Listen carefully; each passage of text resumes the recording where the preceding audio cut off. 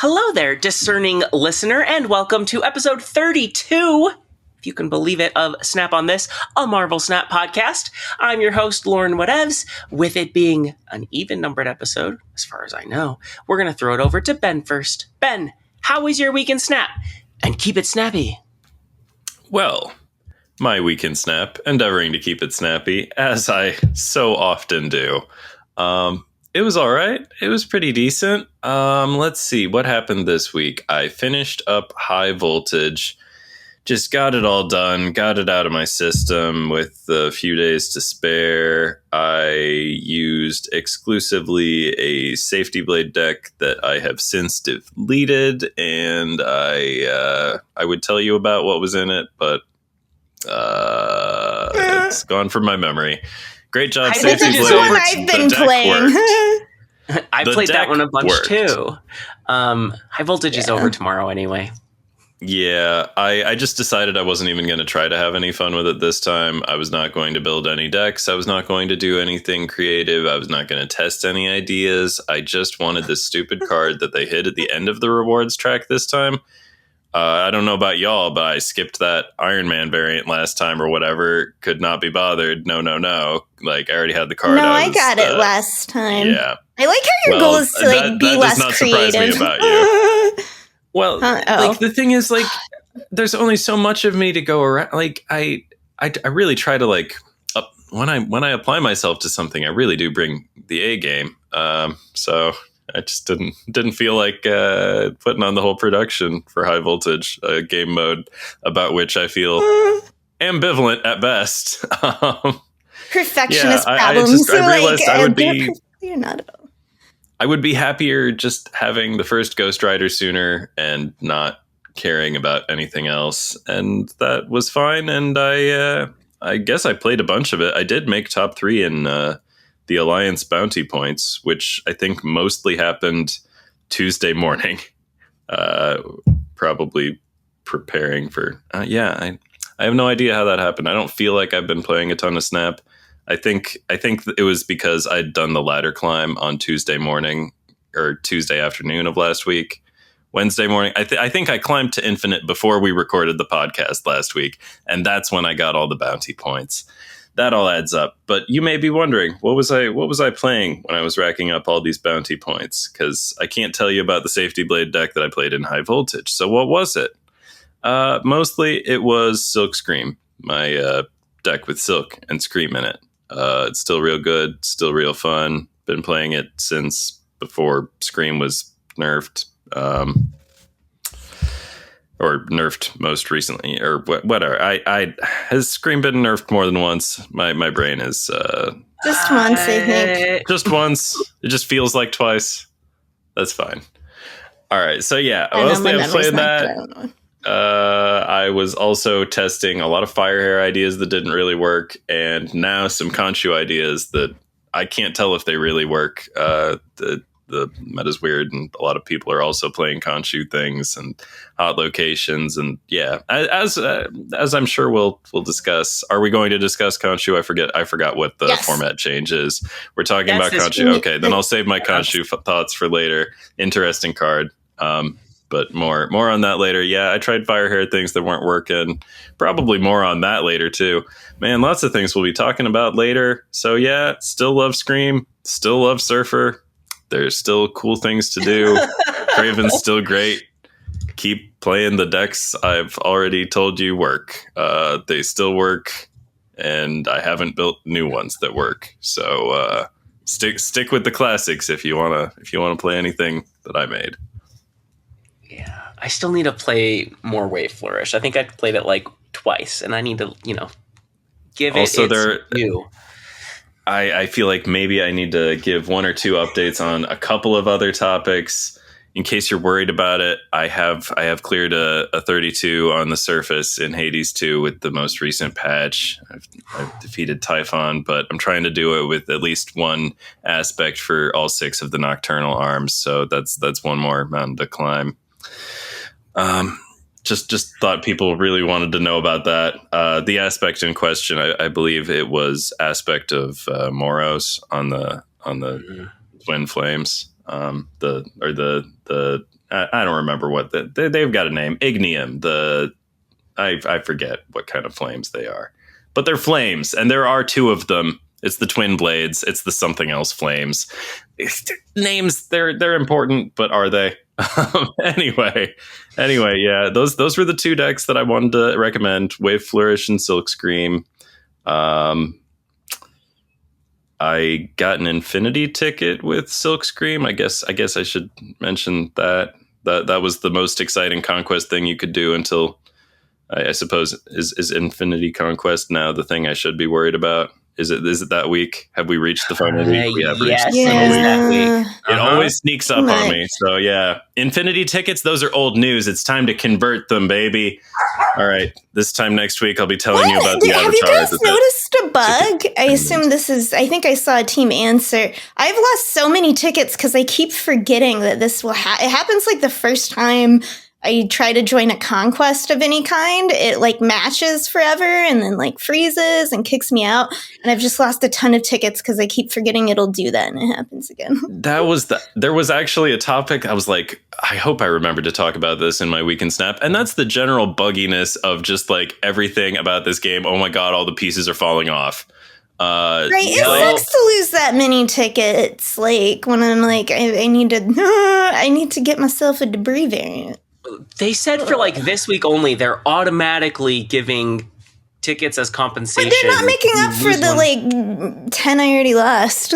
Yeah, or what if you lost one on like game 4 or game 5? Like, it's nice to get the ticket refunded, but it doesn't like change the fact that you blew your run. Like, right. No, it like really sucks.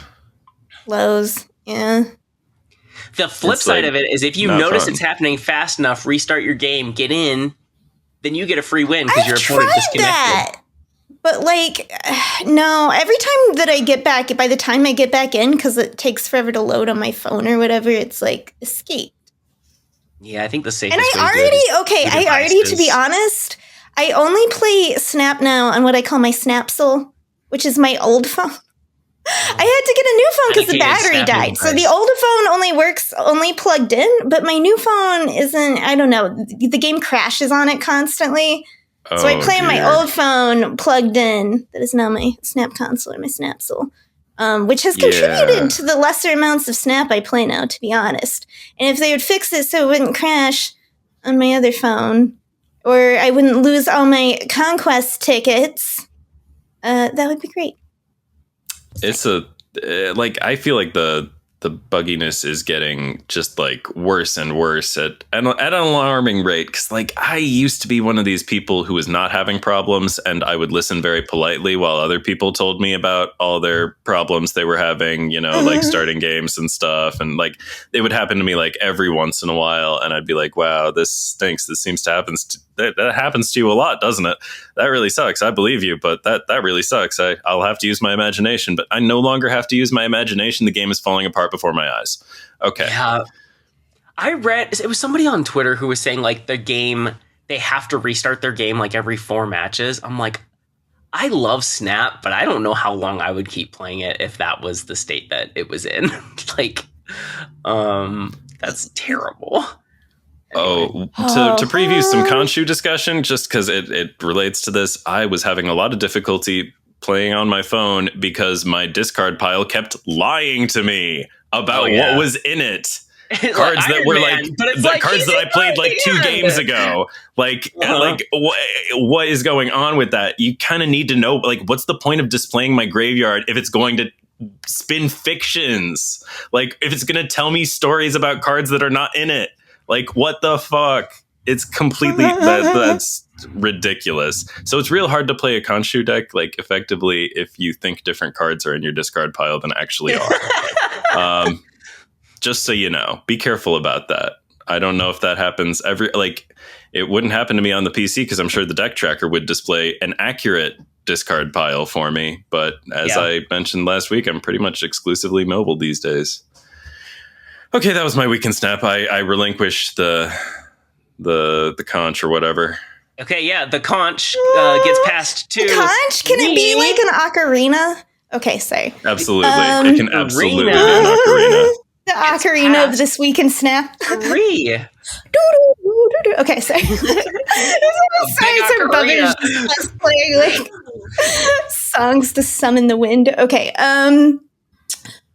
My week in Snap is about, okay, so something, normally I don't remember things that I've said because my mind is just better tuned for remembering dialogue options I've chosen in video games and things I've said in real life. The consequences are more obvious in video games, right? So the narrative is just, I don't know.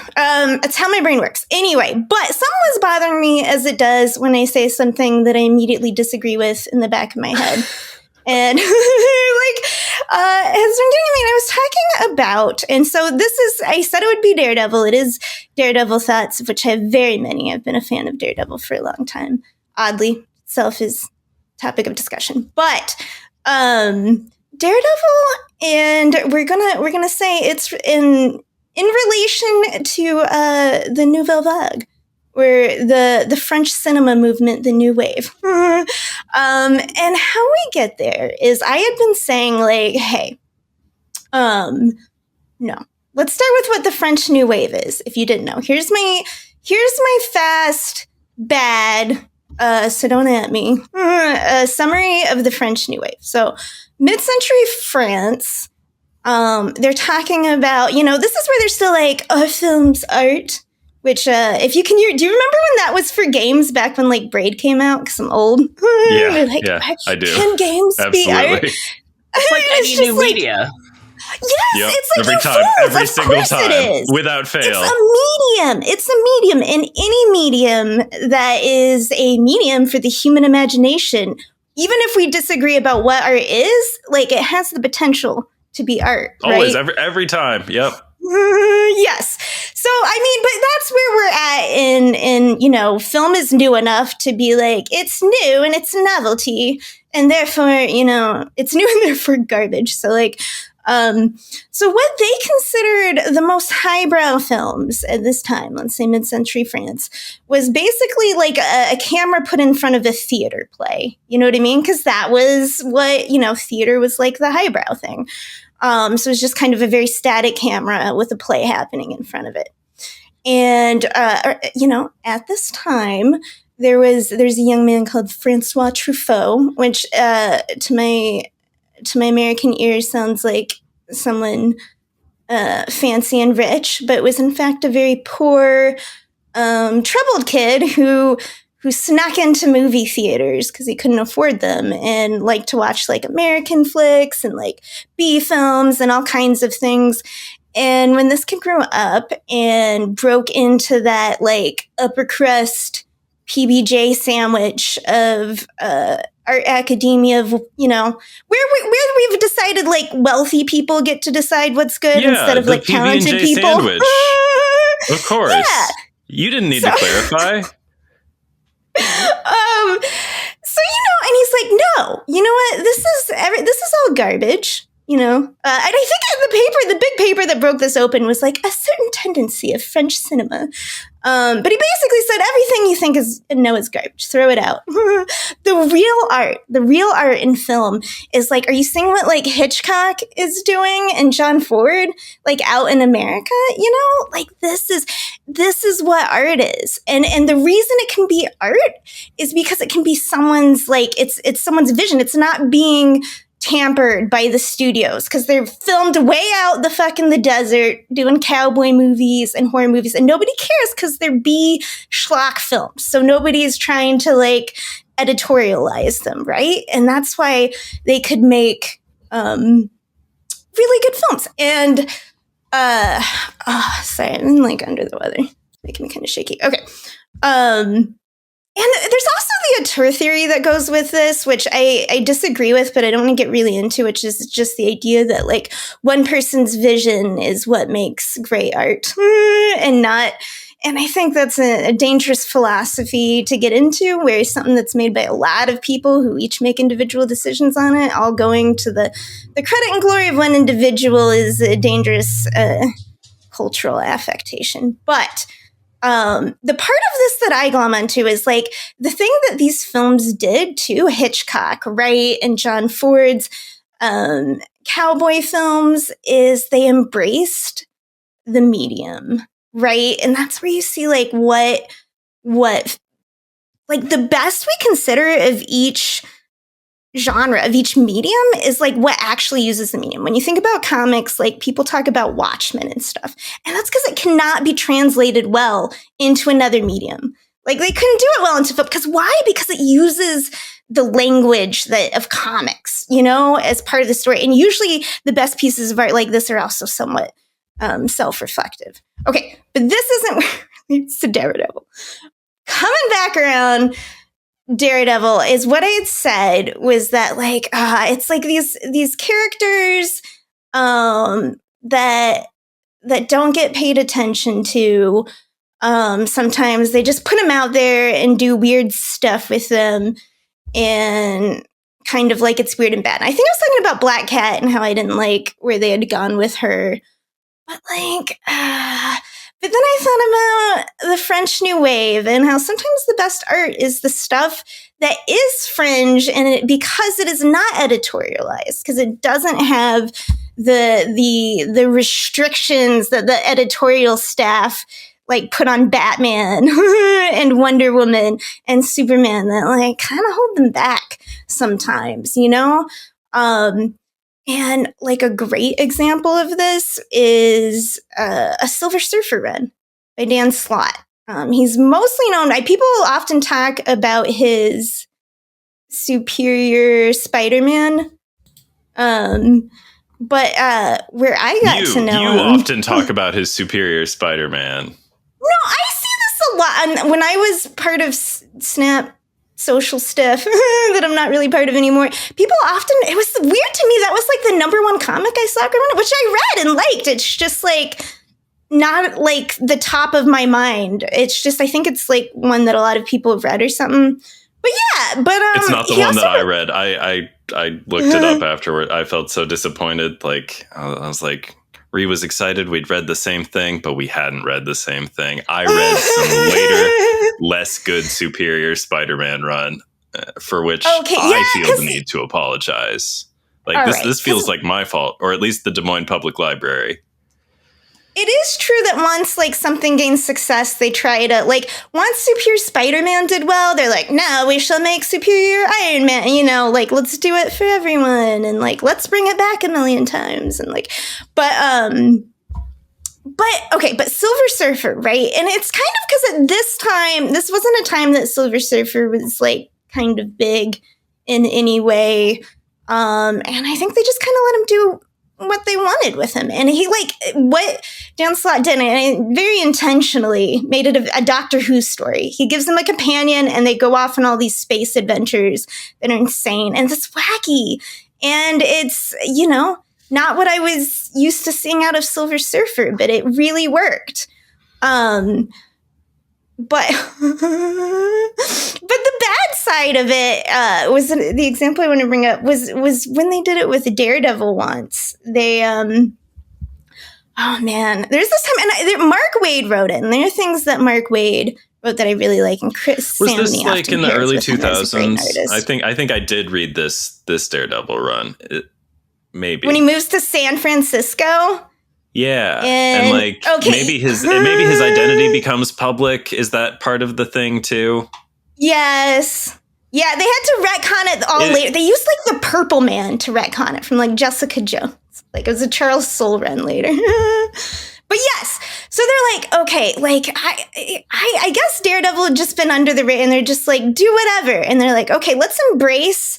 As we don't always do, his age, because like, you know, the superheroes should all be really old by now, and so they made him like an old man, and they redesigned it so instead of like his Daredevil suit, it's like a literal like red business suit, like, and he has a cane that he fights with. And it's like, and they took him out of New York, out of Hell's Kitchen, and he's San Francisco. And it's not like it was the worst thing ever, but it's just like, what?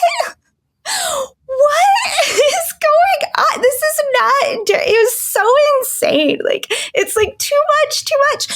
And it's like, why didn't it work? Removing his identity. Yes, and I think that's part of it, because when I think about what I like most about Daredevil, it's like honestly not really Daredevil himself. It's like Hell's Kitchen is kind of like the Gotham, of the Marvel universe. And so, I'm a big bat. I do have a Batman tattoo. It was the first tattoo I got was the Batman symbol. So, like, it's like definitely a big Bat fan. So it's like, it's kind of that. I love how Daredevil stays ground level. He never gets to, he doesn't get that power creep. I mean, not never, because it's, comics and the history of everything. They've done everything. Yeah. But mostly the best Daredevil, it's all like crime. It's all like street level crime. We're not like out fighting for this, sake of the world. It's like stays focused kind of on the streets, on the little people kind of stuff. And just like I've been watching the show with my fiance. She hasn't seen it, and I have been loving it. And like I forgot all the superhero content I'm doing that's always so large, or that I'm always watching, and it's so large scale.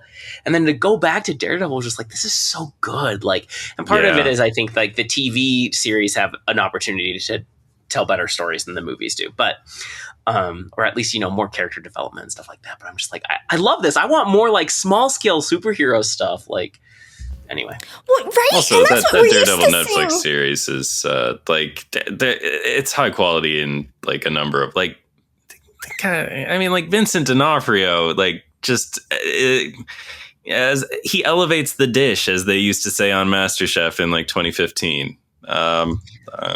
Right. It's excellent. And it has, multiple good actors. Vincent D'Onofrio, definitely one of them, but I don't think it would hit the same if it was like big cosmic level. That's what I'm saying. It brings down the stakes. We're used to seeing these big, like we're watching Scarlet Witch and her progeny change reality.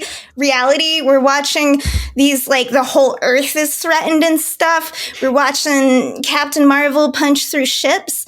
And then you get to come back and you see Daredevil and you see him like take, like a knife wound or something, and you're like, oh, what do you feel it's like this is a real person being stabbed, and that hurts, and so it brings it, and that's what I love Daredevil. It brings it back to feel more as a great cast of characters. I love Elektra. I'm very picky about how she's portrayed. She's the Catwoman for me of the Marvel universe. So I didn't care how the show portrayed her, to be honest. I like her to be a good that is one a super fair criticism.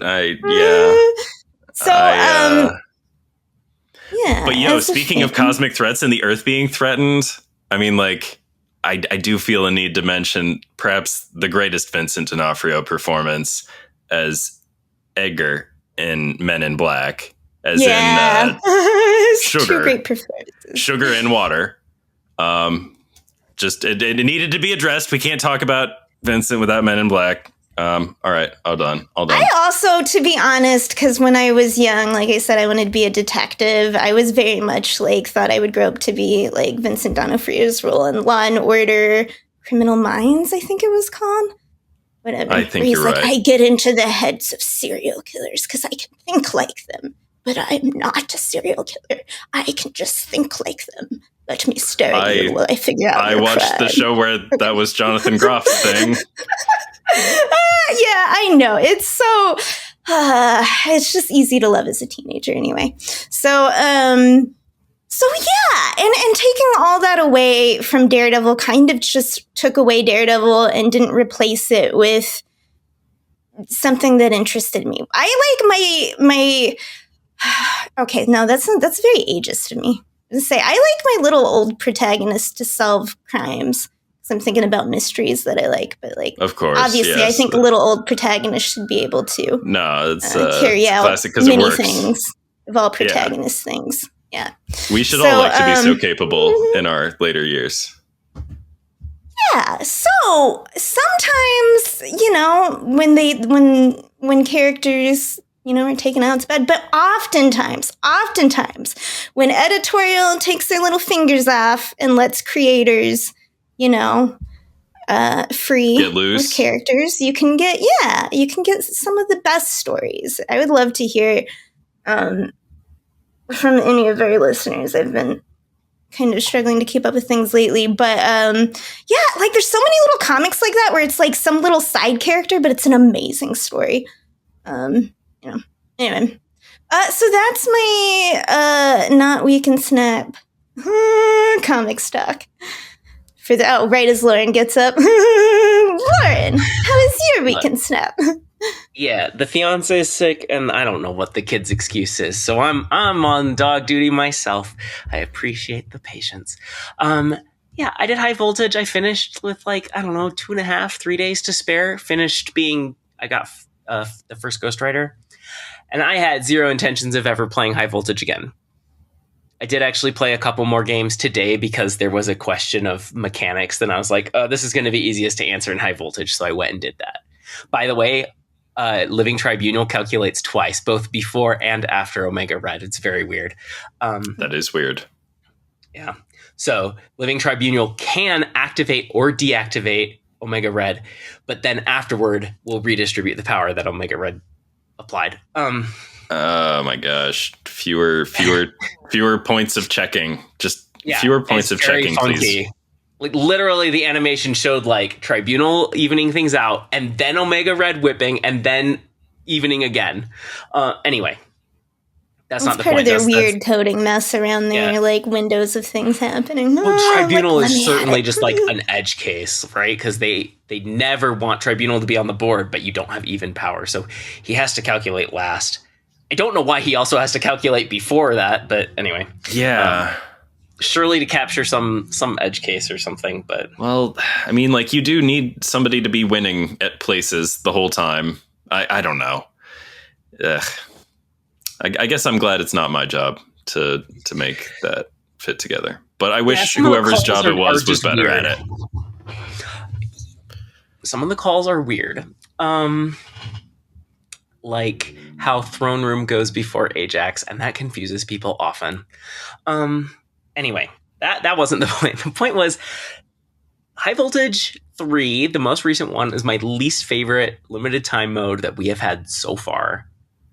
I didn't like High Voltage the first time, and I've liked it less each time it shows up, and I'm not here to just shit on it because, again, I love Snap. Generally, I like being a positive voice in the community. So instead of criticizing High Voltage, I'm like, why? I came out of it wondering if it was my fault because I saw people who I consider to be similar sort of players to me, of various levels of competitiveness, but who I had to really try to make myself care about winning in High Voltage, and suddenly it was fun, and I was like, but winning doesn't matter in High Voltage. A win is worth 1/40th of an entire mission set. So my experience going through High Voltage, after 2 days, I had built 2 decks to deal with the various missions I was getting. I built a Tribunal deck to win all 3 locations, and I built a Mr. Negative deck that had 3 5s that would go to 0 cost and 3 6s that would go to 0 cost. And it's just a way to pump out as many 5 and 6 cost cards in a single game as possible. And it worked great, but it was still just it felt like such a chore every single time I got a mission refresh. It was okay, well, I'm going to do my 3 games to knock out these missions. And it just doesn't matter. And so my first thought was well, is it because I'm more competitive than I thought and High Voltage isn't about winning? And so is that why I didn't like it? And I was like, that's not it, because I'm not a competitive person. It's just, we've talked about the Magic psychographic profiles before, and I'm very much a Johnny. The part of games that I like is being able to express myself, being able to win in creative ways. I think more interesting names. I can never remember. I know I should know all the archetypes, but all the names, it's just how, why all these actors got to be named Ryan? Am I supposed to remember? They all look too similar. I don't know. Anyway. Johnny, Spikes, and Timmy's. Okay, so Spikes want to win as often as possible. Okay. There's Melvin. There's and always Vorthos. More complication if you want to. Should name them as references to other nerdy things. It would be easier to remember. Just saying. Those are actually the other psychographic profiles. The other 2 are how do you find beauty in the game, whereas the main 3 are what keeps you playing. That. How do you find beauty in the game? It's like a separate axis of whatever. Seeker of beauty. I want that to be my title. Yeah. Anyway, it's really cool stuff if you want to get into it. What's his name? Mark Rosewater, who has been lead. I don't know if he still is. I think he is lead designer over Magic for a very long time. I would kind of be surprised if he still was, but like maybe. Who knows? I don't know. I don't know if he's still at Wizards or not, but he has written many articles and published many podcasts about game design, and it's fascinating. And I eat that shit up even if I don't play Magic. I read his column as a youngster, and I found it to be very influential and whatever. I don't know. So my next thought went to this quote from, I think it's Soren Johnson. It's a Civ 4 designer, and it's like, given the opportunity, players will optimize the fun out of the game. I'm like, I think that's what happened here. I think I'm optimizing my resources, and the best way to play the game is not the fun way to play the game. And that's a fault of the game designer. And so I'm like... the first three words of that quote are the important ones. Given the opportunity. And So you either don't give them the opportunity, or it's the job of the game designer to make the good strategy the fun strategy. Right? There are plenty of board games and video games and all that where the optimal strategy is either really repetitive or really mindless or lets you skip a super fun section of the game. It's like you failed something if you didn't make like the best thing to do also the fun thing to do. And of course, there's all kinds of... Oh, go ahead. I was going to say, I agree with you, because I know I had talked it up a lot more, but I had a lot less fun this time, and I think part of it was, like, they didn't swap it. I thought, we didn't get new bans, and so it feels even more solved than all the other times we played it. It's just a couple swaps, maybe for any new cards that came out, but it's still, like, Ebony Ma, Baron Zemo. It's like, Gambit, okay, Rocket Raccoon goes in now in group, but, like... Yeah, and it's just like, and it's not fun, and then it's grindy. Like, my position I'm in is I haven't finished High Voltage. I thought I'd been playing fast enough, and I've been sick, so I didn't play even yesterday, which is unusual for me. I almost always get my missions done at least, but like, and I'm like, oh, I should still be good. But then when I was talking to Lauren before the podcast, she's like, no, it's almost out, and it's like, that's what I thought last time. I had to buy missions. Right, it's not even casual enough anymore to grind out everything that to get my debris variant, to get not a good feeling. And it's like, honestly, I love Snap, but I have a lot of other stuff happening in life. For real, it's like, like let me have my stuff. I'm a once again, if I feel like if I'm a subscriber to the game, which I subscribe to it like it's an MMO, I buy the season pass every month, like. Like make the stuff. Yeah. Don't limit time stuff like that. Yeah. And there are ways that I can add my own restrictions or goals to the game to make it fun again, right? And I do that. Like that's been my stuff. Yeah. Is one thing where I'm just like, okay, the meta's not super fun right now. What if I try doing something zany or see some interaction I haven't seen before? I'm going to evolve Wasp all the way into death in a single move. Like something like that with Cersei, I should say. I'm going to do something wacky like that. Makes me be creative because there's this new constraint, this new goal I haven't had before. But why wouldn't I optimize a time-restricted mode that gives me a game piece? Like, of course I'm optimizing it. Like, I have every incentive to make this mode as little fun as possible. As you said, the only bans that have been added, the second one added Eliath, the third one added Gambit. That's it. So I'm like, every single time we see High Voltage, if it doesn't change, it's just gonna be worse. Like, yeah. Which makes me worry about Sanctum a little bit too, to be honest. I have the same thought. I was like, a lot of the fun of that was solving it, right? Yeah, I don't know. I would have played that for another week. Oh, baby. Yeah, I would have kept playing it too, but so it's like it's a more complicated mode than Voltage is, and certainly winning matters more. Optimizing it looks like caring about how to get the most points possible, like win often, but also when you lose, like get some points there too, and like it's a more interesting problem. I'm like, how do you make High Voltage more interesting? And I think the answer is a lot more bans. right? Either that or you have to add some rule that mixes up the game mode. I think that high voltage, like it's trying to be simpler. It's trying to be smaller. It's like 3 turns, so there's less time for interactions between your cards and the opponent's cards and stuff. Like, yeah, it's hard to react. Like squishing the game. Like this game has been put in the trash compactor. More impactful. You know what I mean? And like, I think that's what they want to. They would like that to be true. I'm not certain that it feels true when you're playing it. You know. Like, I can understand like why that would be like a theory that they wanted to test. Like, do things feel more impactful if we make it a 3-turn, tons of like energy flood like situation? And I can understand why that's a good question. You would want to find out the answer. I would argue the answer is no. Things don't feel more impactful in the 3-turn energy flood situation.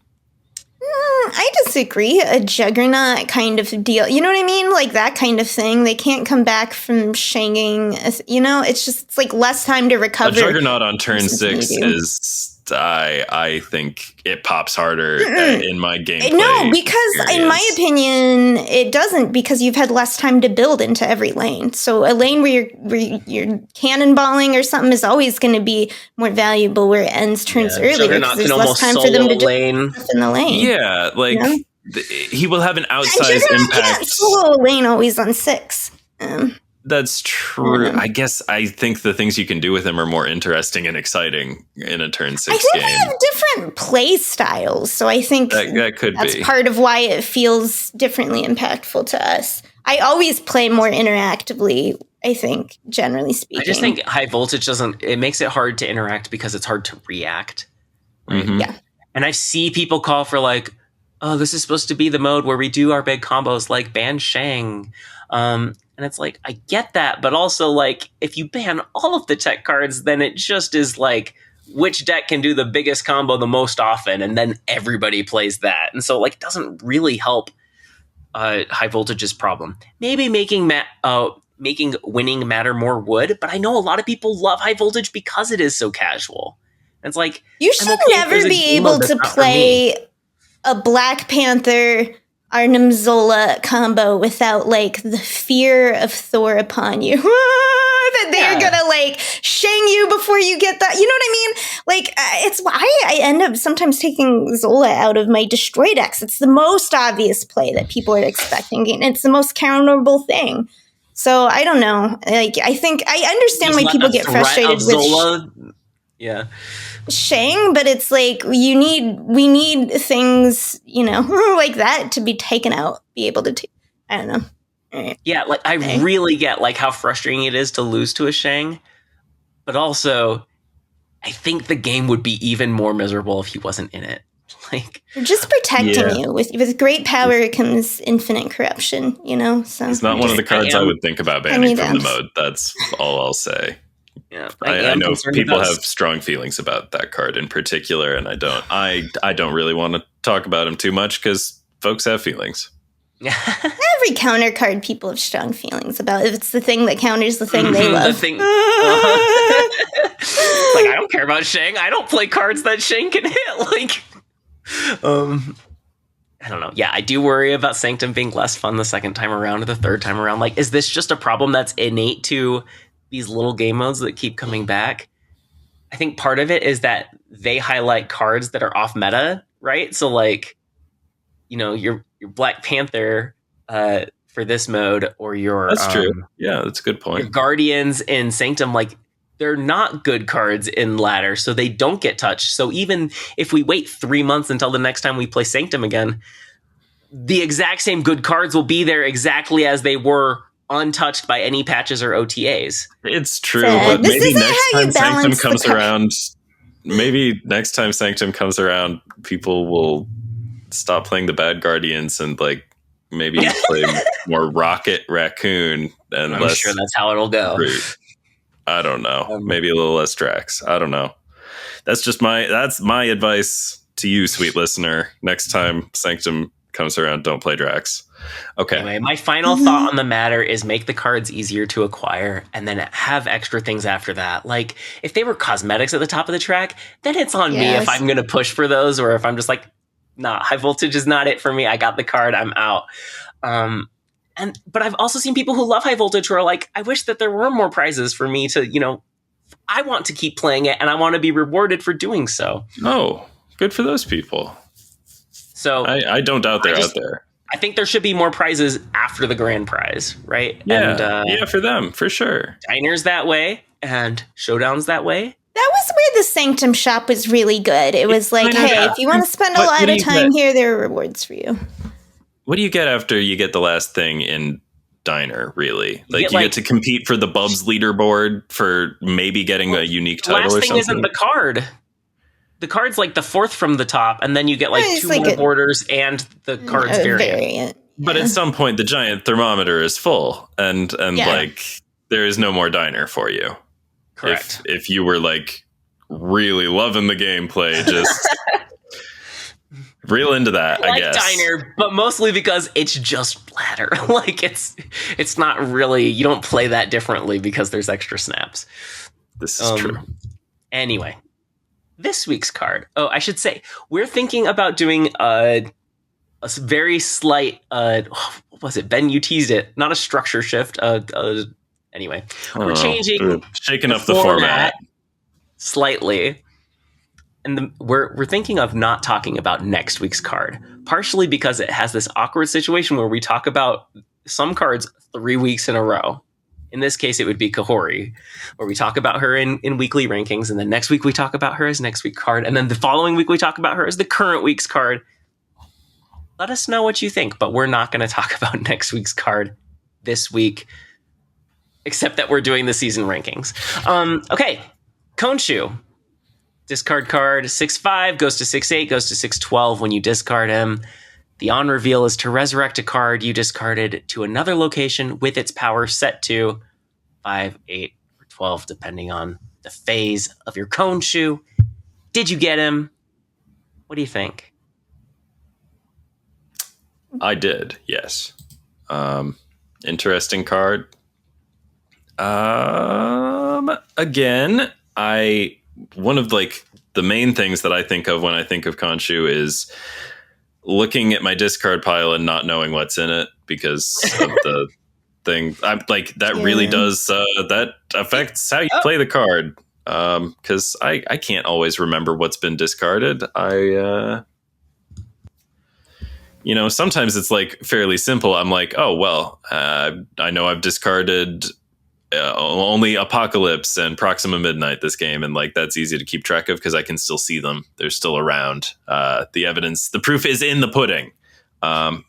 But you don't have to explain it. I'm sure many of us play in a delirium of like our games blurring together and being like, did this happen last game or this game? Did I already see the card? And the thing is, like with this discard pile like glitch thing, it's like showing me cards that I have discarded in other games. Like I'll like switch decks and it'll show me cards from the last deck I was playing in my discard pile. And like it's like these are like credible lies. These are lies like presented in a tone of authority. Like those are the variants I have on those cards. They look like the real cards that could be in a discard pile. Like it should not, the game should not be lying so persuasively to me is my thinking. That's gross. Okay. But the card itself, it's very fun. It's very neato. I guess the more successful of the decks that I built with him, I don't even know if I want to say what's in it. I don't like it very much. But you don't have to if it's not there yet. Yeah, it's not there yet. That's what I'll say. Actually, you know what? Screw it. Courage. That's what we're doing. All right. This deck is called Long Con. As opposed to the Short Con. And that's Blade, Morbius, Fenris Wolf, Ghost Rider, the first Ghost Rider, by the way, Gambit, Moon Knight, Corvus Glaive, that other Ghost Rider, Silver Samurai, MODOK, Gore, and Khonshu. And I think I would probably swap Gore for Iron Man because I just don't like Gore very much. And I don't like that I don't know how big he is all the time. Like he's going to, I got Gore. He's going to be big. That's good enough. Silver Samurai discards him though, and like that's being played a decent amount right now. Well, no, but like the plan is to discard him. Yeah, fair enough. Bring him back. That's why I've not been enjoying Khonshu, to be honest. I hate playing discard mirrors. There has been that is the thing. It's so hard to evaluate like anything about discard stuff right now because I've won so many matches this week because people are discarding my Khonshu or my Iron Man or my Gore. I'm like, thank you. If you can't play Moon Knight with Khonshu, that's where I'm at. I did play him. I just threw together because I knew this was gonna. I'm like, I already had been playing into some like matches. It was 4 keys for me too, but I didn't have variants for the other cards. Also, since I told everybody about that bad Khonshu deck, can I tell you about the second bad Khonshu deck? Yeah, go ahead. Okay, I'm doing it. All right, this one's got Hela in it. It's my first Hela deck. Very exciting. It's like this deck did not seem to work. This one's Blade, First Ghost Rider, Moon Knight, Corvus Glaive, Dracula, Ghost Rider, Iron Man, MODOK, Gore, Khonshu, Hela, and Apocalypse. It's all the discard flavors. It's all the big things. It's all the final the finishers. It's too silly. And you said it didn't go well? Yeah. My thought was like, hey, you know what would be cool? What if we discarded Khonshu 3 times? 3 times. And then we helled him back and got something else. And you know what? It happened a few times. It was pretty fun. Did not feel hugely practical, but I like to try things that I can tell are not going to be hugely practical sometimes. Yeah. Just to, I just wanted to get a sense of the card, what happens, what it does, who it's friends with. So yeah, don't try the thing with Hela and Dracula and like all the stuff like that. Okay. That did not feel like a very fruitful option. But yeah, I'm having fun with the card. It's so hard to play new cards when they come out because like everybody's playing the relevant stuff around them, and it's just like it's weird and crowded. And I just want to play in a normal metagame. I don't know. That's my thinking. Anybody have strong feelings about Khonshu? Did you play him at all, Lauren? Did you get him? Yeah, I did. I got him with 4 keys, but that also means I got Scorn. It was a 4-key week for me as well. I haven't played Scorn yet.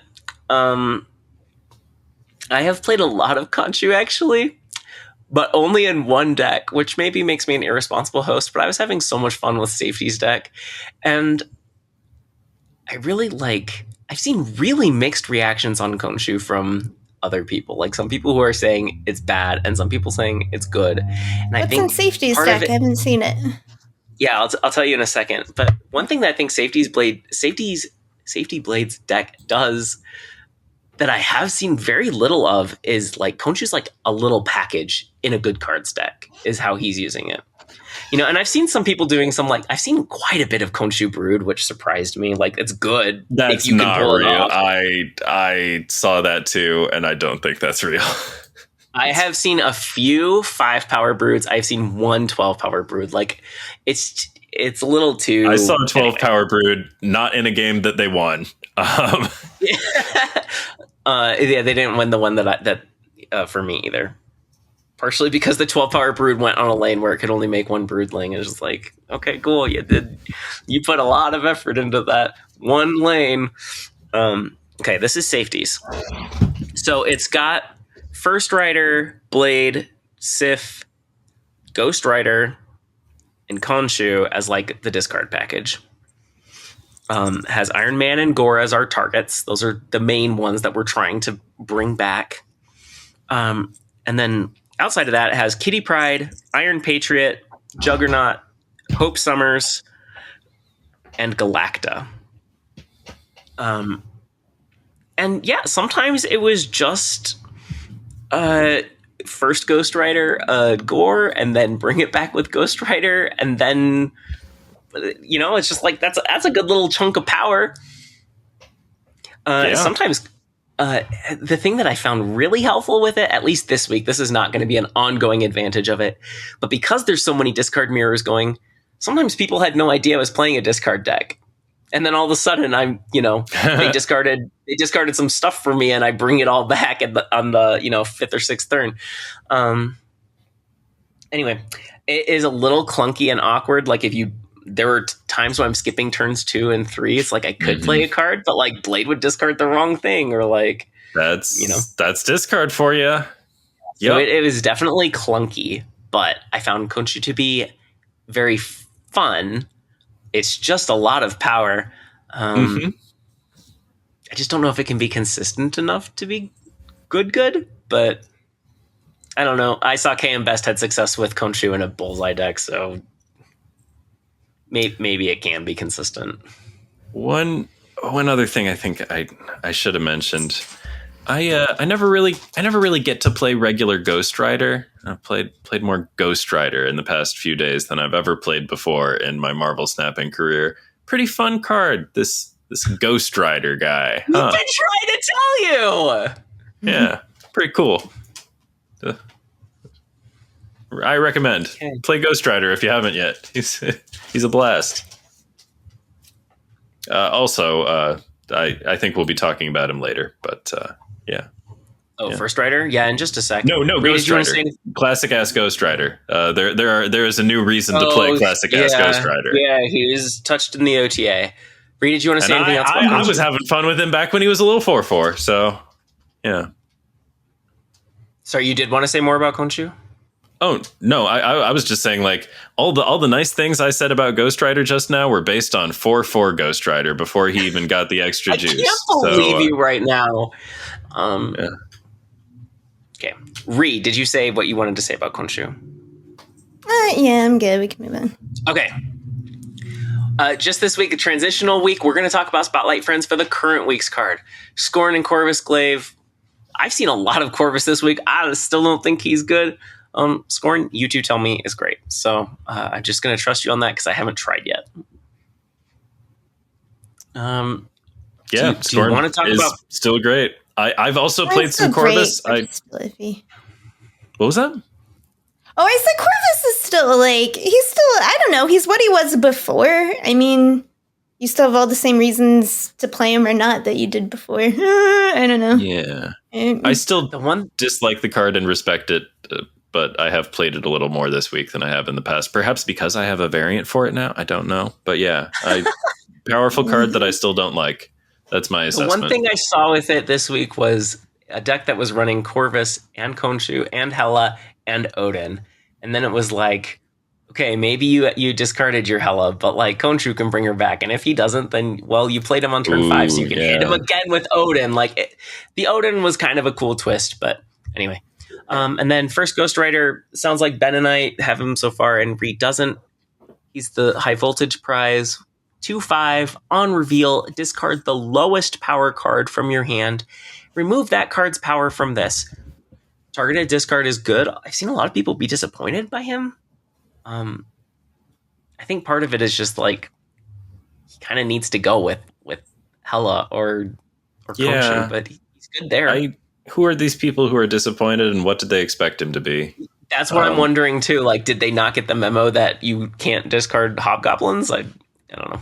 I mean, you can discard hobgoblins if you know he won't lose power. He just won't gain. I don't know. I always thought he was kind of a narrow card, so you know. Yeah, yes, he's super narrow. Definitely accurate. I think he's good at his job. Okay, we had an OTA today. Just a tiny one, 5 cards, and most of the changes are very minor. Iron Patriot's discount is going from -4 to -3. I believe I called this. I was like, -4 is just too good. There's no way it lasts. Before the card even came out. They kind of blamed it on 4-cost cards going to free being the biggest problem there. And yeah, that makes sense. Free cards are very good. Definitely one of the problems. I still think this card is probably like Bananagrams good, like still too good probably. I don't know. Yeah. That's just me. I don't know about too good, maybe. The 3 discount is still huge. Yeah. On a 6-cost card. Yeah. I don't know. You know, little things that weaken it sometimes just add up just enough. Right? Because is the next one, because I kind of looped that in with Galacta, right? Is another season pass card. She went from 4. Sorry, I'm just saying it for you.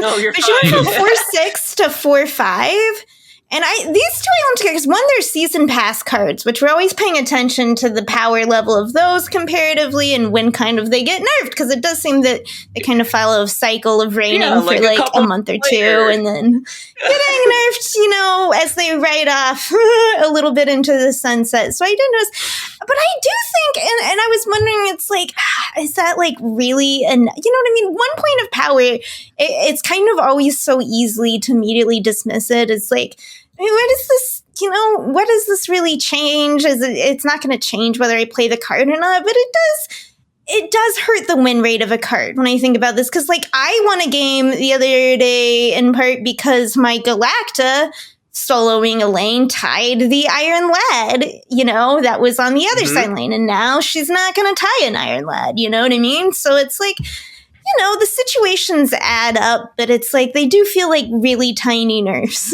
So, like, we'll see. Yeah. I think both cards are still great. They were too strong. They were everywhere. Yeah, I think that, like, proportionally, like, the Iron Patriot nerf feels like larger on what Iron Patriot was. Because it's a cost nerf. Yeah, but I think that Iron Patriot is still, like, so must play-ish, and Galacta is still going to be good at her Galacta jobs. I just think that, like, Iron Patriot took the bigger hit, but is still further outside of the norm, like, power-wise. Like, is still more of an outlier, like, is still more of the too good card, you know? I think the reasons for that, like, compared to Galacta, are one, it's much cheaper, which it's so much easier for one of your cheaper cards to whiff than for a more expensive card to whiff on what you want it to do. Because there's no downside to Iron Patriot. So you get a card you don't really want to play, or sometimes I get a card and I just play it the next turn without even getting the discount on it, because it's the best thing I got. Voltage, that happens all the time. Right? Or sometimes when you're playing Agamotto or stuff, but like, and so it's like, you know, and it's like, okay, if you miss the hit in the 2 or 3, if you miss the hit in the card and you just don't play the card, and also it's doing things like dictating where your opponent's probably going to play, doing other things for you. It just does so many things for you without enough downsides to that thing. You know what I mean? Whereas like Galacta, there's a point where you know, there's been a point where on turn 4 or 5 or whatever, or in high voltage on turn, it's like, I don't play Galacta because that's not going to be my optimal power thing. Right. Yeah. And with Iron Patriot, you get them early enough. You always want to, right? Go ahead. What are you saying about Galacta? Yes. I think that one thing about this nerf is that now Galacta is out of the way so that Kahori can be new Galacta. Gwenpool can go back to being old Gwenpool. You know, like, Galacta's just like stepping aside so that the other 4-cost Galacta type cards can do their 4-cost Galacta type things. And they've said that, which, right, they said they're fine with having, like, just a more powerful set of cards. They've called it, it's like, shifting the meta, but what they mean is they're fine with newer cards. You're like, we like how it changes the meta, but what it means is, like, hey, newer cards just probably going to be better. And then it's like, fine with this. And their idea of balancing it is, like, we'll bring out these modes that'll make the bad cards playable for, like, a week, you know? I don't completely hate this strategy, because one thing, if you're releasing cards that are strong and then once they're a couple months old, you tune them down to everything else, that's one way to fight power creep, right? Like, there's a little bit of power creep, but it's not ongoing, like the entire... I feel like it is, though. I feel like there is. Yes. I feel like it is ongoing, because you do not play vanilla, like, you used to, like... do things like play Surfer Patriot and like Cyclops got to be like... No. You would never do that anymore, because it's like, why would you ever play? Anyway, I think... And there are like meta decks that are rocking, you know, 6+ Series 4-5 cards. So, yeah. Cyclops and Patriot Surfer. I forgot about Cyclops and Patriot Surfer. Once upon a time you did. Oh, no, that was definitely that was the thing. That was real. That was very real. Once upon a time you could play Cyclops somewhere besides High Evo. Non-ironically. Non-ironically. I only play cards ironically. Okay, I mean, kind of sometimes. Don't we all? I think it's interesting they called out rate cards, which is, I think, what we would just call good cards, or some people call it mid-range, which is kind of a sloppy term, I think. Anyway, I think they called out that they don't want cards that don't need any interaction at all to consistently be better than cards that do have synergy. And I agree with that. Like, I Old like arrow. it when good cards... I think it's great when good card decks are good, because it means those are usually when the meta is the most diverse, because kind of anything can work. But I agree that if you're paying and investing for synergy, if you're gambling on drawing combos, like, that should pay off when it happens. Okay. Next up, Pixie goes from 2-1 to 2-2. Like, yeah, I don't think this suddenly makes her great, but like you were talking about, a point of power is good. She's a fairy. I want to play her, but I can't like figure out anything that I want to do with her, to be honest. You should talk to Adam. Yep. Adam likes Pixie a lot. Pixie's a fun card. I think I did get some Pixie decks. I think when I did ask him, he's like, I haven't been playing her. This was months ago, though. We'll find out, I guess. Since I pulled out Pixie. Change is nothing to me. Like, this. It is a 100% increase in her power. Like, it sure is. She has the same. I mean, text, she's not a Ravonna card anymore. Not that I don't know if that matters. She wasn't really anyway. Like, nothing is. Ravonna is like a negative card now only, and I hate it. I miss my old Ravonna. It is kind of I keep trying. There are all these cards that would go in maybe a first Ghost Rider-y kind of deck where you're like, could I also play Ravonna here? No, you can't. Every time I make a Ravonna deck, I send it to my friend Frank, and he's like, "Oh, you made a negative deck without the negative." I'm like, "Damn it, you're right! I didn't see it because I don't play negative," and it just is so fresh. And it's like this deck would be better as negative, because what if all of a sudden all these cards flipped, and it's just like, oh, Ravonna, she's always playing second fiddle to a megalomaniac. Just be your own woman, Ravonna. You can lead an army for real. Sorry. Look, maybe we could do like an ongoing thing with Ravonna, like a Spectrum Ravonna deck. You know, you get a Iron Man Mystique. Yeah, I've tried that in the past. I don't know how much more there is. The problem is, it gets easy. I've done this before. It gets so easy for your Iron Man not to be able to get big because you didn't put enough. Yeah, exactly. That is like the thing. I've done that many a time. Like a little weak Iron Man is the saddest it'll all work thing. out if your Sage gets huge, if you get lucky, but like, I don't think it's that it's hard to make a good Ravonna card. I think it's that it's basically impossible to make a good Ravonna card that isn't also a good negative card. Like, I mean, if the card has stats such that you want to discount it, then it's also, why wouldn't you want to discount it even more? I don't know why I can't like negative. I can't. I also can't like negative. I love negative, but acknowledge that he's a scourge of conquest mode, and so they don't touch him because also it's only affecting conquest mode. One card to show up. I hate decks where you need that one card to show up. You don't. Ever since Ravonna came out, you don't. No, that is the thing. But like the thing is, negative should be you need the one card to show up deck. It's supposed to be that kind of deck that I hate, and it currently is not. And you put it away in the wrong place. You put this in the drawer where it doesn't go, actually. And negative is my tilt to play against, right? Like, you see, like, it's turn 2. They play Ravonna and Snap. And you're like, well, fuck, I guess we just retreat until you don't draw your negative combo. And then I snap. You know, it's just like... Only. I get why it's good to teach people, like, you know, the very simplistic beginner 101 basics of snapping. But I used to recommend negative as a beginner card because before it was so consistent, it was a very good deck for knowing when to snap, when to retreat.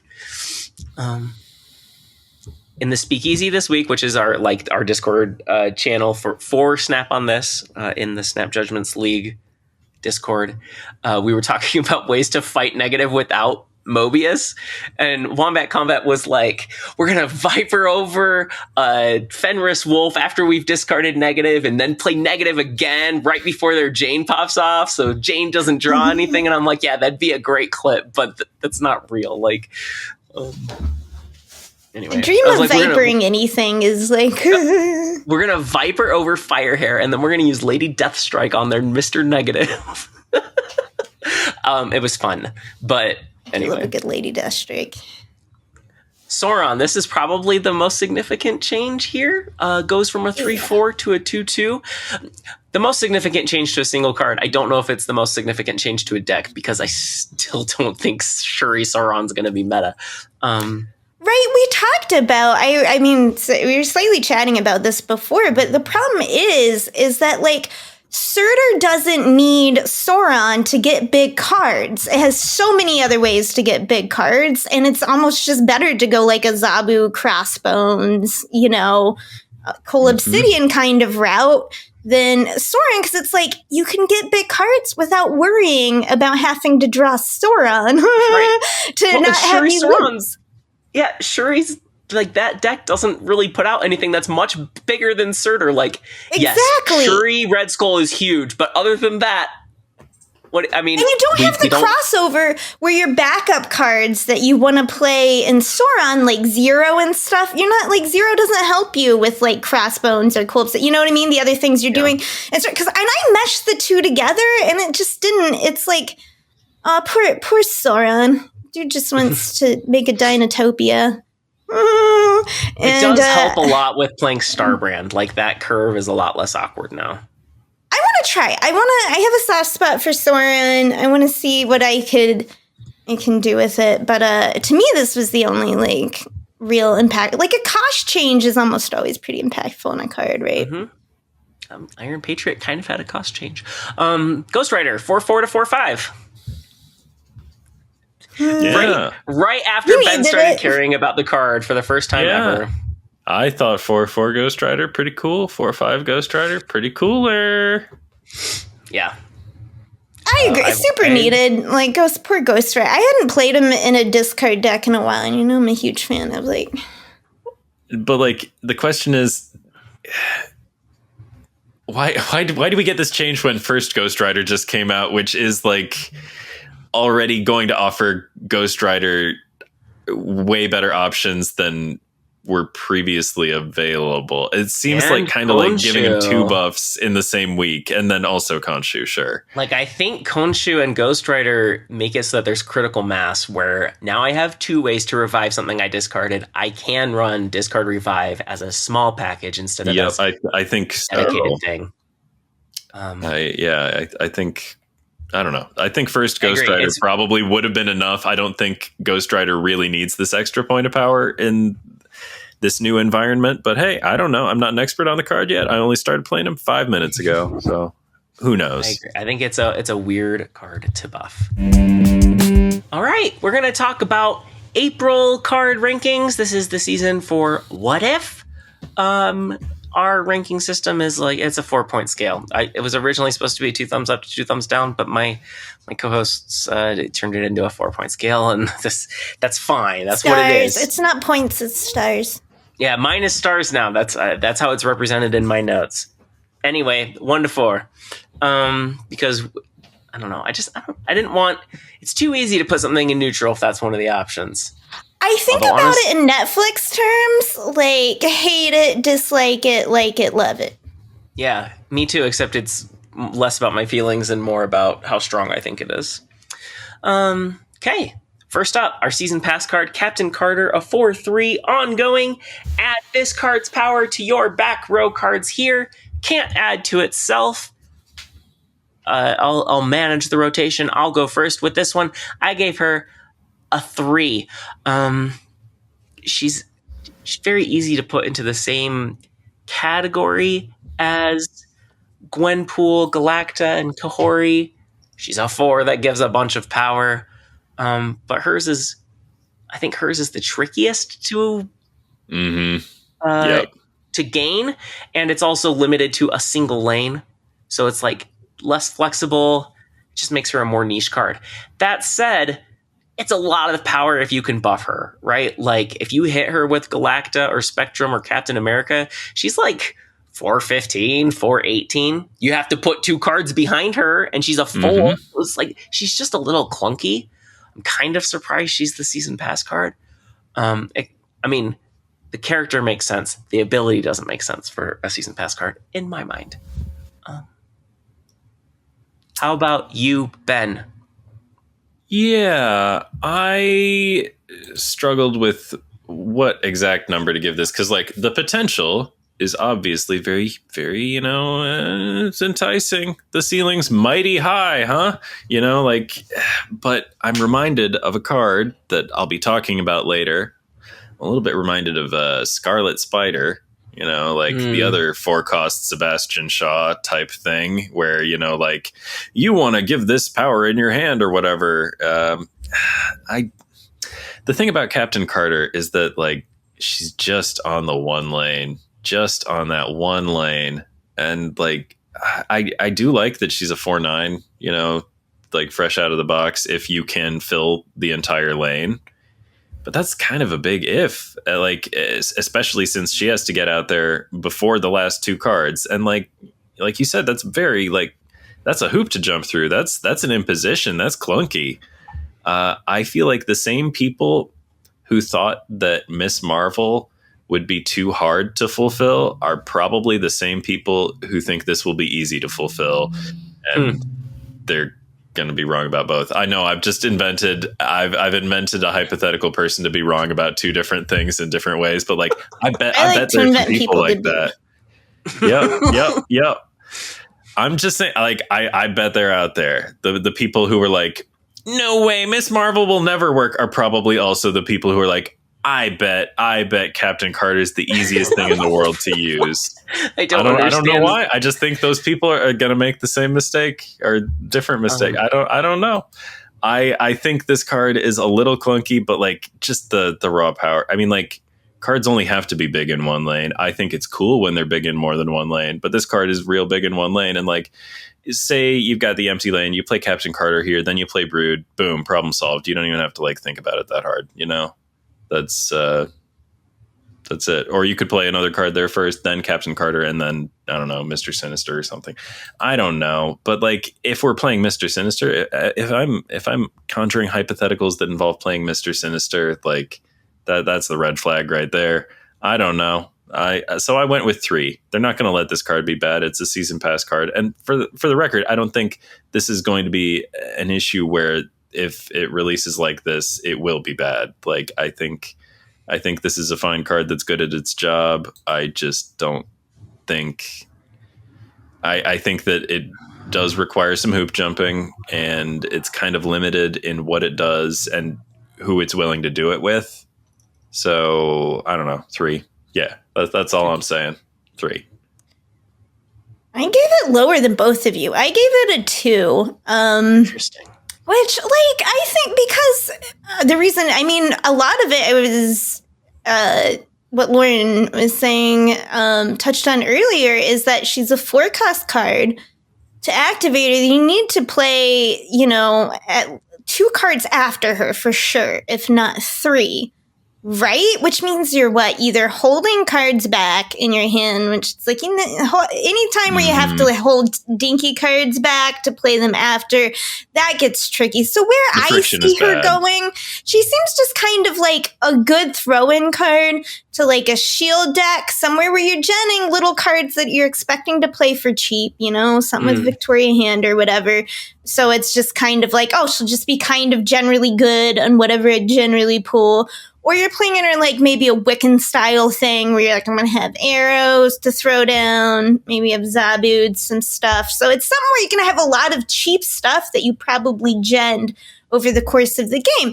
Because like I said, otherwise you're building for her with like Brood or something, which is, it's like normally goes into now you're getting away from like further from established synergies, and stuff.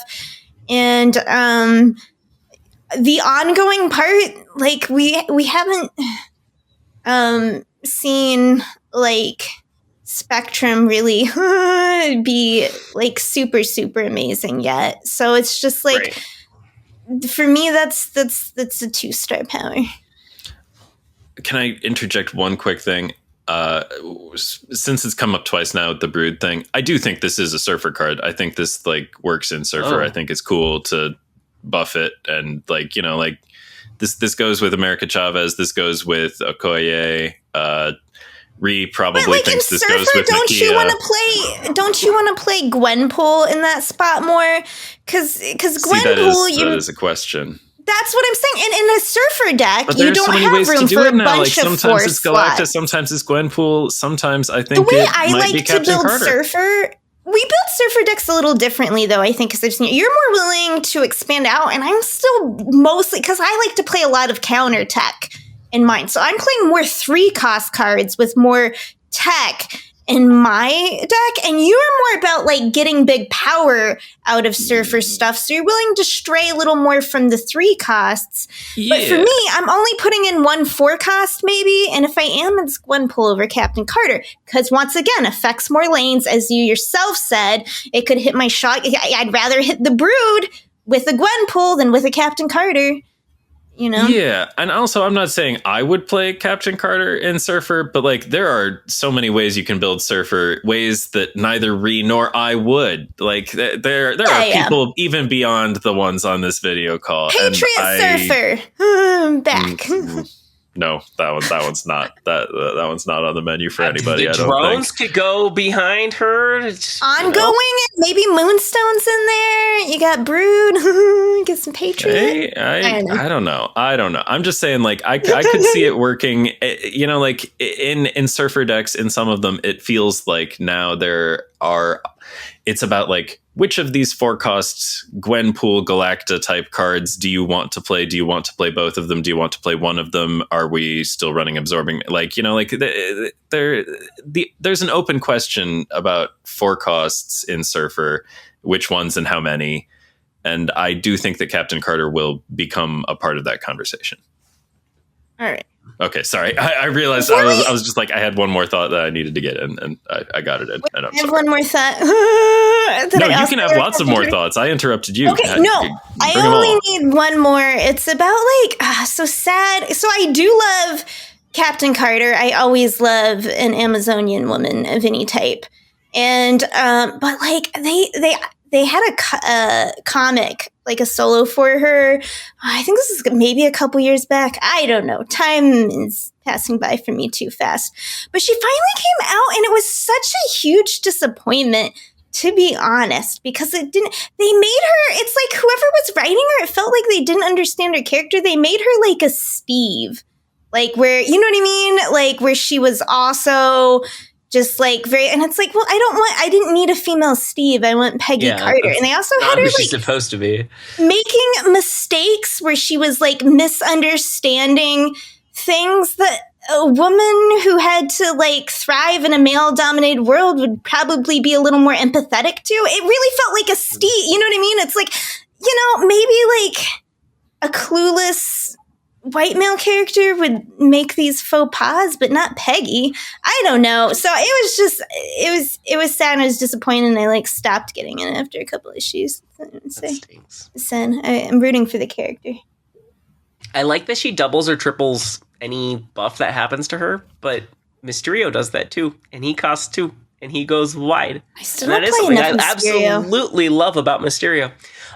Anyway, the only other thought I had about her was Hitmonkey, but like, how much of that are you seeing these days? Like that's a deck that wants to slam down tons of cards on the last turn. So a deck that presumably you could fill some spots behind a 4-cost.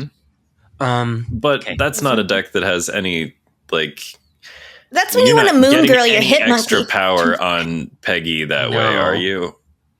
Like, I mean, not that you would only play Peggy in situations where you're trying to juice extra power onto her to multiply it more, but like, I don't know. That's where my greed takes me. That's where I would want to. That's where I'd be most excited about. I mean, like a 4/9 is still a 4/9, but like, come on, can't we make it like a 4/15, a 4/21, something like that? Something a little more ambitious. Okay. I don't know. I feel like eventually Spectrum tips where she has enough ongoing counters to stuff that she'll like finally be better. Yeah, I mean, it's one of the things that Spectrum likes is they can run like Luke Cage and Mobius, and that's like, it just gets to do that. It doesn't have to jam them in there. And Gorgon now, and it keeps getting, and now with Madam Web, you can move the Cosmo. It's like all these, it's like you get in there. Eventually. Speaking of Spectrum, the first Spotlight card, Goliath, a 2/1 ongoing, plus 1 power for each other ongoing card you have in play. Ben. I find it difficult to separate my feelings about, like, sometimes if a card is good enough, here's the thing. I just love this card. This card's very cool. I love the small scalers. I just love them all. And they're all, they're always good. They're never bad. I'm just like, I can't tell how good this one is because I just love it too much. I'm just like, well, this is the first card you put in the deck. This is the one.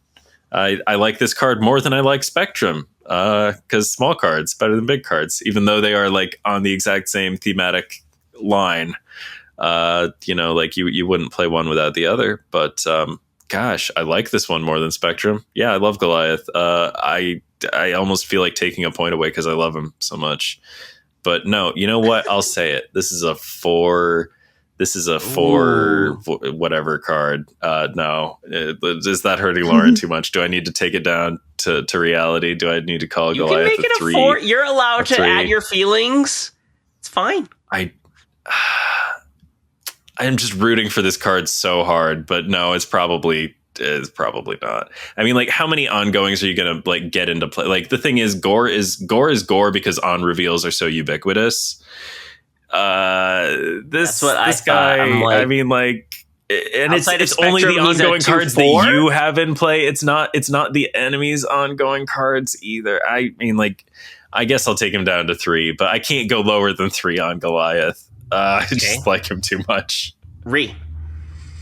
I gave him a 3 because basically because of that narrowness. I feel like it's right. He's like Morbius. It's like those are good, powerful slots for those genres. Like that 2, that's like just into the synergy of what you're doing. Now, ongoing, it hasn't been like a top of the meta, but it's something I've always liked. I'm definitely getting it. I'm also rooting, as Ben said, for my small cards deck. I had a version that was kind of about mini ongoings, and then it got replaced with like friggin' nonsense, and I kind of wanted to return back to that. So, maybe a Ravonna flavor. Maybe we finally break her free from negative. It's a Ravonna card. Yeah, but like I said, but as Ben also said, this isn't gore. I think this goes into your Spectrum or like Moonstone nonsense, like those kind of decks. It's very, it's going to go in a deck where you're playing a lot of ongoing. Right, a lot of ongoing cards, which like negative, definitely will go in negative, I think. So it's just, narrowness, I gave it 3, but I think it's a strong card. I think everyone's gonna want to have it, right? Yeah, I had my thought process is basically the same. I started him at 4, and I'm just like, he's too narrow in a deck that's not very good. Like, he's probably best in slot for a Spectrum deck. I was trying to think, where else can you play him? And I'm like, well, maybe Thanos. They play like Devil Dinosaur and some stones that have ongoing power. You don't think negative is a big negative player? I mean, you're playing usually like Iron Man, Mystique. Like, you're usually playing a lot of ongoing cards, right? I just don't know that I want a 1/2. Like, and then I guess maybe it's a 1/5 or a 1/6 when you're done. James but Foster doesn't yank him out, and you don't want to play him on 2 because you want to play Ravonna or Psylocke on 2. Okay. This is what we were talking about earlier. This is a Ravonna card that's not a negative card. Maybe. Very true. Maybe that's what there needs to be more of. Maybe there needs to be more small, like cheap Ravonna cards. I thought Doom 2099 maybe, because every single one of the Doom bots is a point. Yeah, that when I was looking at these last night, I was like, this is probably just a stupid Doom 2099 card. And I rolled my eyes. That's true. From my mind until right now when you mentioned it. And you know what? I'm going to banish it again. Good. I'm like, it could be a zoo. I feel like when 2099 got nerfed, I feel like I saw a comment of someone being like, well, yeah, that's because like they looked ahead to see Goliath coming out. And I was like, oh, that was not what I thought about with Goliath, but I see where you're coming from. I'm like, it could be Zoo, but Dazzler's probably just better in Zoo. kind of a Valk friend. Like, he could swing that lane for you, but you need another ongoing. And it's like, why I mean, wouldn't like I any run ongoing thing that, adds power as a Valk friend, right? Captain Carter's a Valk friend too, but it's a lot of investment into one lane, which is, Okay, anyway, wait, I want to pause so we can congratulate Dazzler. Do you remember how long they reworked Dazzler several times, right? They could not find a good place for her. And now she's a good card. Like, yeah, she is. I play her a decent amount. She's in her best state. I kind of wonder why it took so long. Like, this version of Dazzler is not like, it's not like they really had to like pull something wild out. Like, I don't think they were not waiting on like this bolt of innovation and ingenuity to just like, she required every location, right? At first, did she require every single location to be full? I guess maybe. No, she couldn't have. It was like, if every location is full, get this. I think there's a point where she was a 3-cost. Yeah, like, she was definitely 3-cost for like longer than she's been 2-cost. She was 3-cost, right? Her first big change was to split it up so that it was per location instead of every location. Okay. The following week, Kahori, a 4/6. On reveal, each card in your hand gives one of your cards in play plus 1 power. Okay, also with 3, I super like this card because I love cards that buff cards. I'm all about all of us lifting each other up, We don't gotta tear the other person down. All right, sorry. So, as was said earlier, she's New Galacta, I guess. But I like this flavor of it because it asks you to have a lot of cards in your hand, and I'm sure there's some like bullseye shenanigans, other stuff to do. But where my mind goes with this is like Devil Dino Shield kind of stuff, and I like those decks because I love decks where it gives you lots of options to play. You're never mad to see like a hand of like 7, cards with like great variety for all the options. So I dig it. I dig this flavor. I'm way into this flavor of buff, I gave her a 4. I think she's ridiculous. Mm-hmm. I think she is Galacta or Gwenpool on steroids. A point in her favor, or a point in the design favor, is that she's not so free, right? Like, that's what I'm saying, though. You don't think that like she's more limited than what you need to like. She's narrower, which she should be because she scales so much higher. Mm-hmm. But in the right setup, it only takes a 2-card combo to make her like a 4/16, 4/20, and that's Sebastian Shaw, Wong, Grandmaster, any of those. Okay, but Lauren, you also need to be, one, playing cards that gen you more cards, so you have more cards in your hand, right, while getting enough cards on board, like, to benefit from, Yeah. Which I guess is good, because a lot of those are small cards that you can play cheaply. Yeah. Right. And it's both it's a plus and it's a pro and a con that she puts the power on the board, right? Like, it doesn't let you be as sneaky as Gwenpool does. It does leave things vulnerable to Shang if they get too big. But also, like Gwenpool, sometimes the power that's in your hand stays in your hand. Yeah. Kahori, every single thing, every single buff she's giving is on your board. And this is a problem with those decks, where it's like when you're genning cards, you're filling your board with little cards. You know what I mean? That don't like have power. It's like, your Kate Bishops, your other card, your shield cards, Iron Patriot. And I've run into that problem where it's like, I'm out of board space. I can play a lot of stuff cheaply, but I don't have room to play things. So you want something that can buff all those little cards. Mm-hmm. Okay, so I'm just, you've tagged me. I'm like, what? Have I given a 4-star 3? I'm so sorry. Like, well, I hate to make it sound like I think that's what happened, but I'm going to say my rating now. Yes, 4 stars for Kahori. Oh my gosh, this card is nuts. The fact that, like, it's an on reveal, right? And it hits the things on the board. This is like the immediate, like, Gwenpool and Galacta, those are all like delayed gratification. Like, that you know, even though they're like consistent and predictable and like I think they're both wonderful tools. But yes, you can play Kahori on turn 6, and that's a really big deal. I think very often you will play Kahori on turn 6. Another cool thing, she can hit Sebastian Shaw a bajillion times. Like, if we thought that Gwenpool was like the juice for hitting Sebastian Shaw like a bajillion times, like, oh, Kahori does not have the Ironheart restriction. Like, she's juicing Sebastian a bajillion times. Is she? I assumed it's each card in your hand is giving somebody +1/+1. Okay, I thought it was going to need to be unique cards. Each get one power. That would hurt my rating.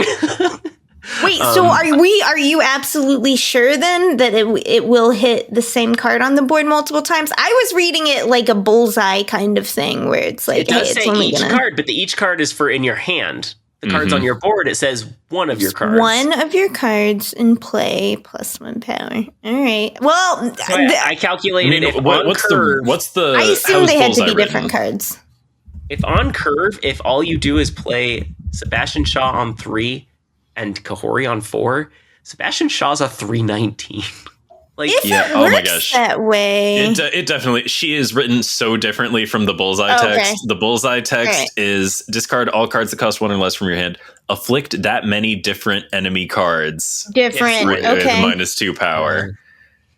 So, like, if that's what they meant, they would have said that for sure. Well, but maybe. Yeah, other things to gush about Kahori. You, like, sure, you want to be playing card generation with Kahori, but, like, if there are only 4 cards in your hand, boohoo, you just played like a 4/10 that's changing the numbers on multiple lanes. And like, this card's nuts. 4 stars for sure. Yeah. But yeah, it goes with Kate. Like, honestly, you play Iron Patriot because you should still probably play Iron Patriot and everything. You play Kate Bishop because you're playing Kahori. You play 9 other cards. Whatever. It's a strong start. Victoria hand. Yeah, definitely. Yeah, sure. All right. Yeah. Okay. Boom. Yep. Like, the rest writes itself, right? Like, it's gonna be fine. Like, Kahori's nuts. Also surprised. A surfer card. Okay, I do honestly wonder if she's a little bit, because like I had read her differently than you guys. I assumed that it was all different cards on the board. I think she might just be too good. Yeah, like, I think so.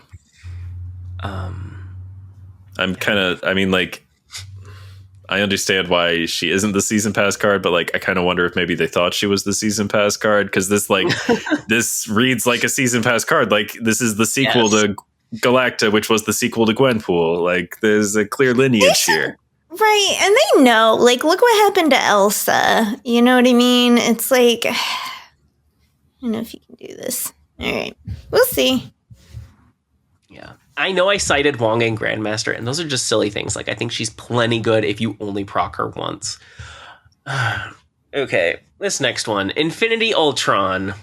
I really do not like reading these cards that have so many moving parts. Me neither. 5/6. On reveal, add 2 of Ultron's stones to your hand. I can't believe this card didn't change from the data mines.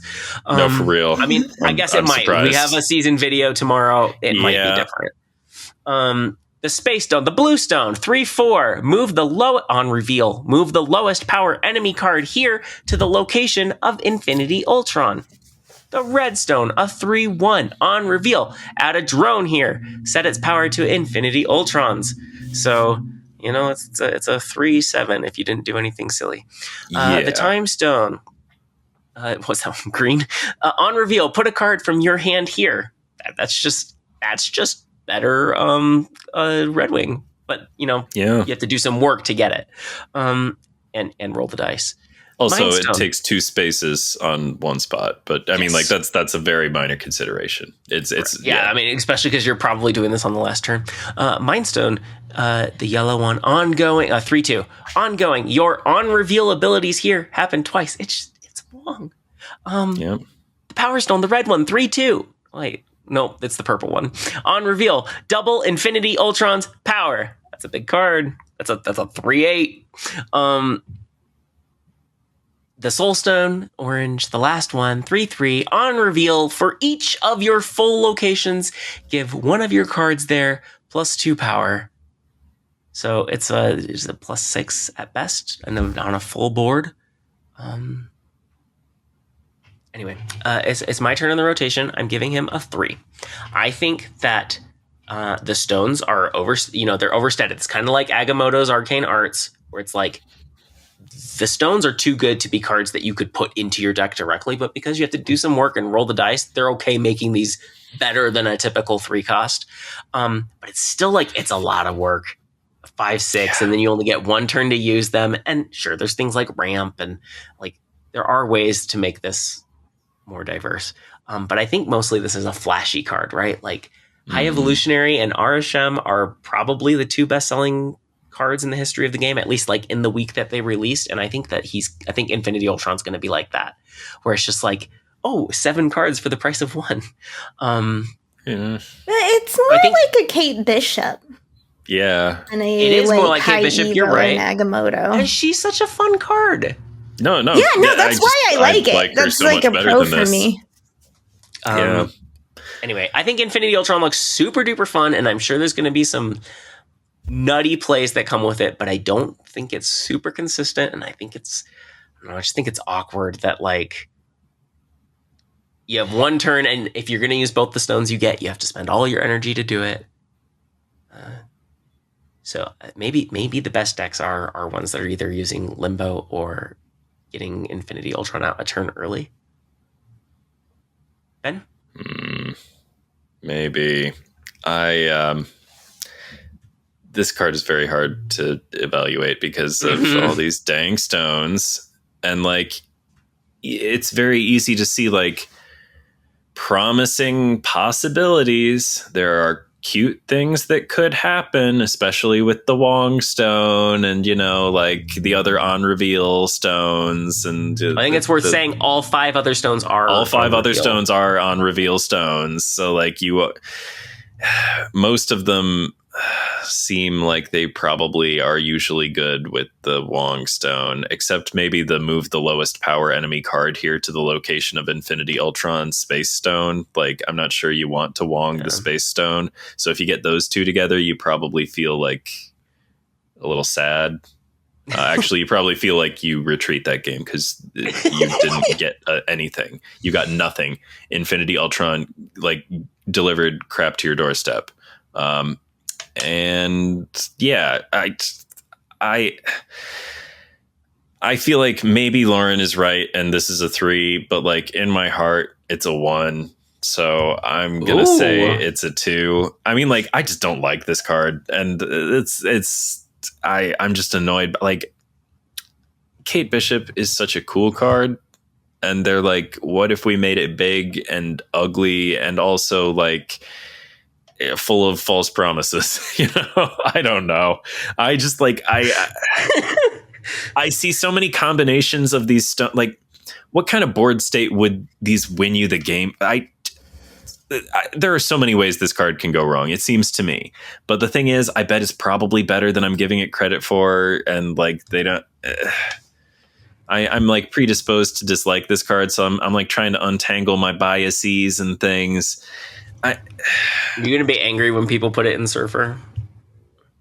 No, I won't be angry. That would not be a productive emotional response. But like, I mean, I guess some of my feelings on that will depend on how good it turns out to be. I mean, like, I wish people well. Like, if they think that's a fun thing to do with this card, I kind of hope that it's there enough for them that they could do it. But like, I'm not interested in doing that, and I don't think it looks like the smartest way to play Silver Surfer. I mean, like, it would be very cool to have a 3-cost Wong. Like, if Wong cost 3 for a week, I'd play that in Surfer and stuff. But like, Surfer, all Surfer. I'm not gonna play a 5/6 to make a 3-cost Wong. Like, what the like? It just seems like so back. Part of me thinks that like maybe I'm being too nice to this card. Like, maybe like maybe this card really is I don't know. I'm not convinced about this card. I'm not convinced that I should like it, and I'm not convinced that it's good. I'm convinced that it will definitely win some games sometimes, as most cards do. And it might be good. I'm not certain.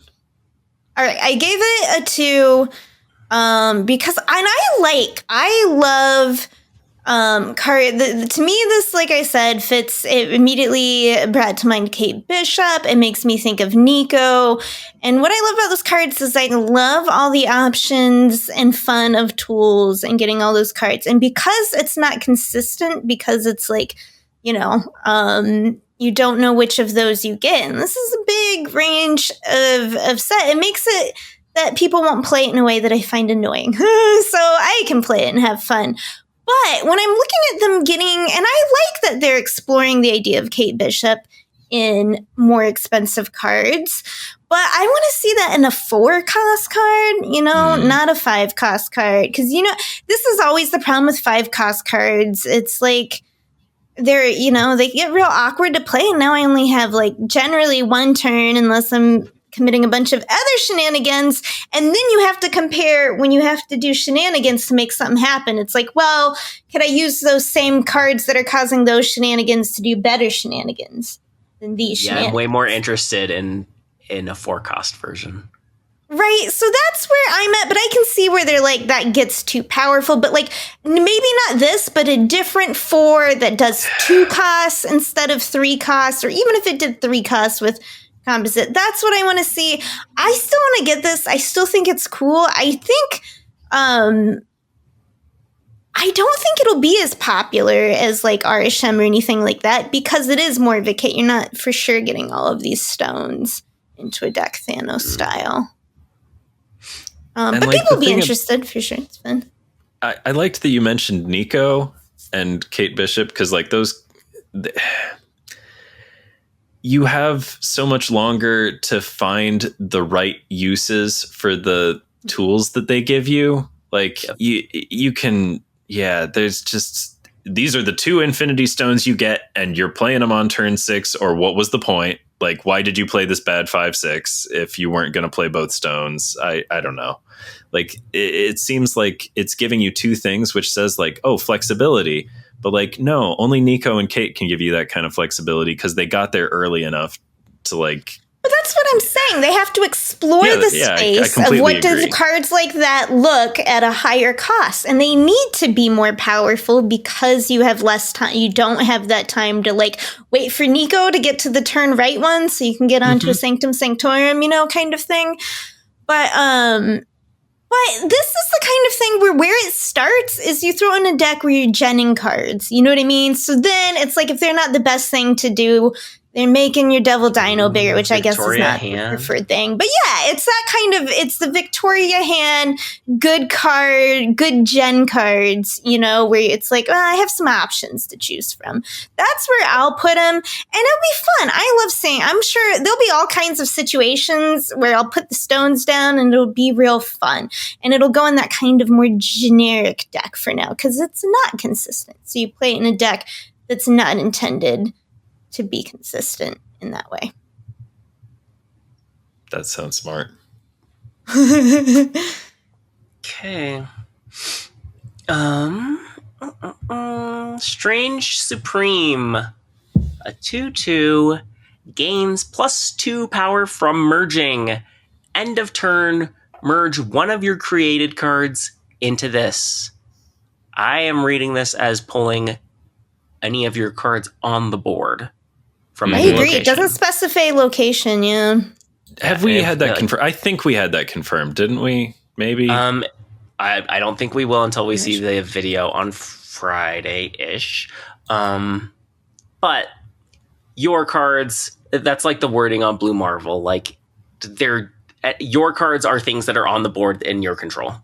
So that's how I'm reading it. Ben, I think. Oh, well, I am not sure exactly what to make of this card.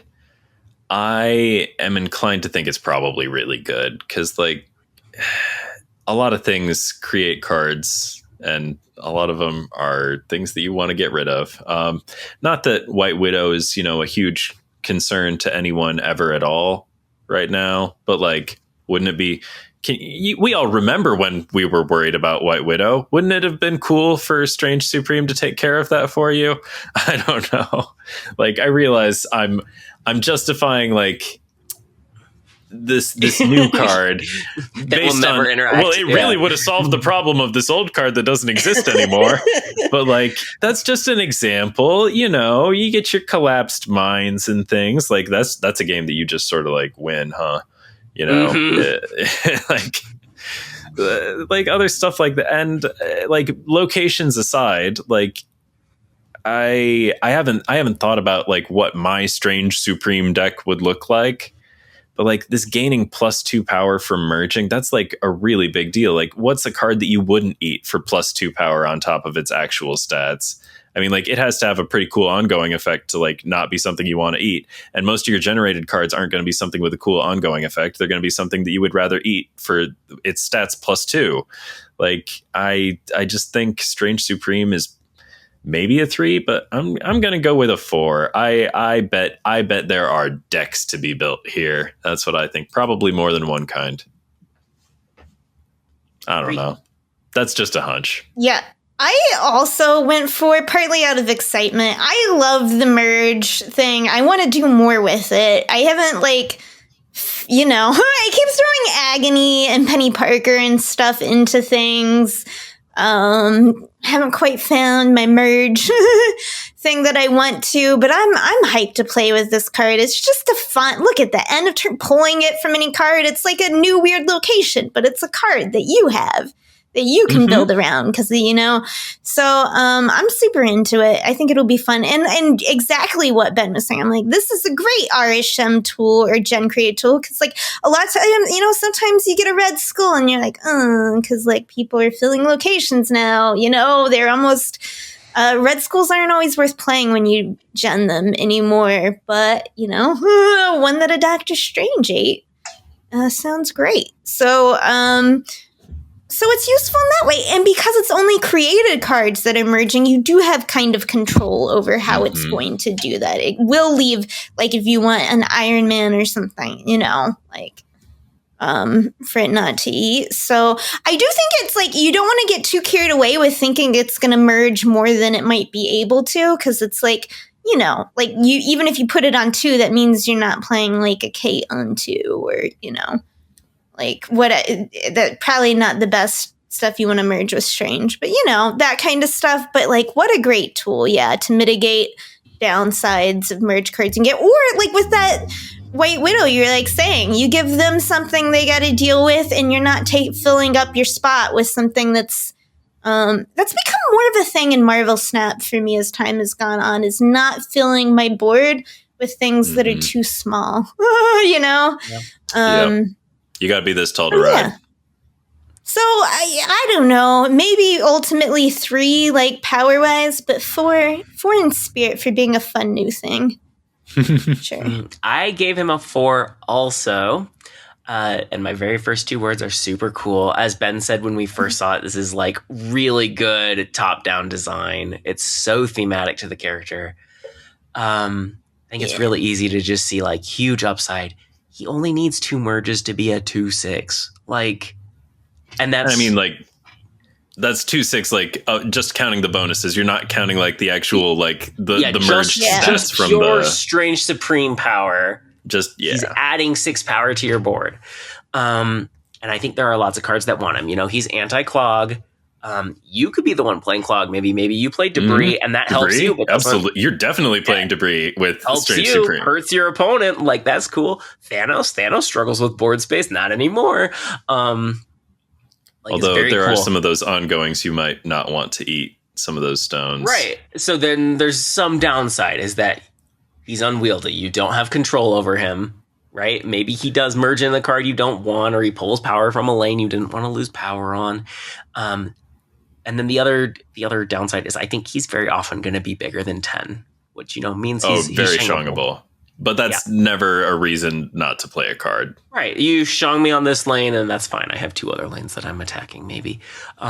Anyway, I think he's extremely cool and very strong. Like, this is a very strong 2-cost card. getting 2 merges does not seem difficult. Maybe we're playing merge cards on top of it too, right? Like he would still get. Don't you read it as him getting extra 2 power? No, he definitely gets like extra from Hulkbuster. Hulkbuster. But I don't know. I just don't think that's like an efficient use of resources. Yeah, because you're focusing on creating cards. Yeah, that's fair. Hydra Stomper, 3/2, ongoing, +1 power for each time one of your cards moved this game. 3. Okay. Did that text change? That text changed, didn't it? Yes, I think we already covered when it changed in an OTA, but I don't think we did. So I think we only covered the previous version of this card. Okay, yeah, it used to say each card that moved this game, but now it's each time one of your cards moved this game. Ben is happy. Yeah, I actually. I was working from the memory of the old version of this card when I was thinking, you're going this is news to me that I've just learned on the podcast. Well, you're going last on Hydra Stomper, so you have time to think about it. The number went up. I'll tell you that much. I gave it a 3-star. It's pretty much the same thing as Goliath. Like those, I mean, Hydra Stomper does cost more, which is kind of a bummer. Usually the ongoings are 2 power, but it's that for move. So I'm glad they have it. I have finally I played Scream for the first time and I was too lazy to go find so I auto Scream, but I crushed with it. She is as fun to play as it is annoying for me to play against her. It's a blast. Anyway. Yeah, Scream's great. I'm into it. But like once again, Scream is about moving your opponent's cards. I'm still not a full blown. There's still too many squirrels in this world. So like, I'm less excited for me, but I think it's, if you're a move player, you're obviously going to have to get this one. Strong but narrow. Yeah. I gave it a 3. I gave it a 3/2. I might have given it a 2 if it wasn't for Ben's excitement before. I was going to give it a 2. I was so going to give it a 2. I was completely going to give it a 2. The first time we saw this card, you were very excited about it. Anyway, and then I know it gets really big, right? Like a Heimdall could move 6 of your cards, like in a single sweep. Like Hydra Stomper gets big, but 3 does feel very expensive for what it is. Like that's a Vulture you're not playing. It's true. Or a Polaris you're not playing. I guess Polaris doesn't help Hydra Stomper, but helps like a Craven deck. So I think Hydra Stomper is a little awkward for what it is, but I am sure there are decks where it's just going to get huge. And someday we're going to have Fanfei, and you could have Silk, and you could have a Werewolf, or Werewolf Sorcery. Okay, I found an Hercules. Yeah. With anybody, Hydra Stomper seems like a decent choice. With Hercules Surfer Werewolf. Okay, this is definitely a Hercules buff. Like, but most importantly, it's a Silk buff. Come on. Oh, it's very much as a Silk buff. This is the Silk buff. Yes. Perhaps not the one that we wanted, but the one we deserve. Anyway, I'm giving it a 3. I think it's strong, but it's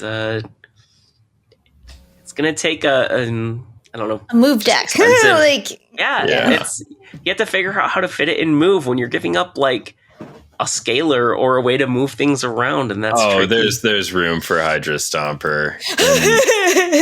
There's room. I just think Vulture is a 3 that scales better than Hydra Stomper does. Yeah, most cards aren't as good as Vulture. That's that's true. Yeah. Most cards aren't as good as Vulture. That's been true for a long time. Said by Ben. Okay, take it away, Ben.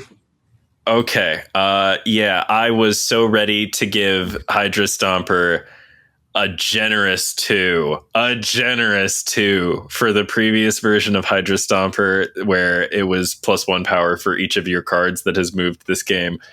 Oh, wow. I wanted to like that design because, like, move Morbius, right? Move Morbius. But like, just the facts were the numbers were not good. it would not have worked. But like, I am all about moving the same card multiple times in a game. So yeah, this and Silk just, oh wow, every time Silk moves, that can be so many times in a single turn.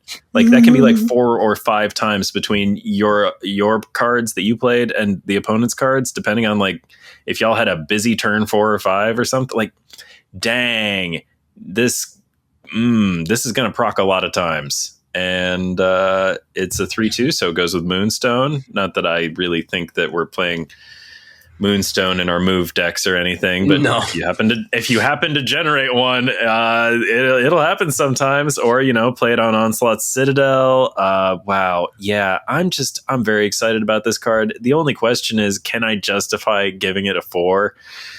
I mean, like, just the excitement of learning that like this text change happened and it's good now. Wow. Yeah, we didn't talk about this text change. I would remember talking about this text change. I think we glazed past it because we were we'll talk about it when we do card rankings. Yeah, we were only talking about select cards on that patch, on the things that changed. Dang, yeah, I'm so excited about this card. I will give it a 3. Okay. Because I don't think that everyone needs this card. I mean, like part of these rankings or these now ratings. You do. Now that it will go with werewolf. what? Yeah, but like, oh, if you like this card, get this card. I mean, like this card is gonna like be in some good decks now that it's good. Yeah, because this effect is good. I see. I can understand why people would be skeptical, but like, you can move some cards a lot of times, folks. You really can. Mm-hmm. I believe it. Like a lot of times. Like you don't. I mean, like the Cravens, they get so big. Like, and that's only when the thing moves to that lane. Like, ooh, this card is going to get big. But this is only +1 and Craven's +2, so it evens out. That's true. Although, granted, Silk doesn't always go Craven off. Also, let's consider that Hydra Stomper is also a Morbius in that it remembers an invisible number that the game is keeping track of. That's true. You might play a very big 3 on the last turn. Yeah. So like that's why I think this might be a 4. That's some hidden power for sure. I guess I'll take it down to a 3. Because it's not for everyone for all the time. I guess I gave Kahori a 4, so I should give this a 3 because it's not Kahori. Okay, and it's not Strange Supreme. Okay, yeah, 3 for Hydra Stomper, but a 4 in my heart. Yeah, I'll ask you both. What card are you most excited for this season? I think I'm most excited for Kahori. Strange Supreme does seem very cool. And Infinity Ultron's going to be fun.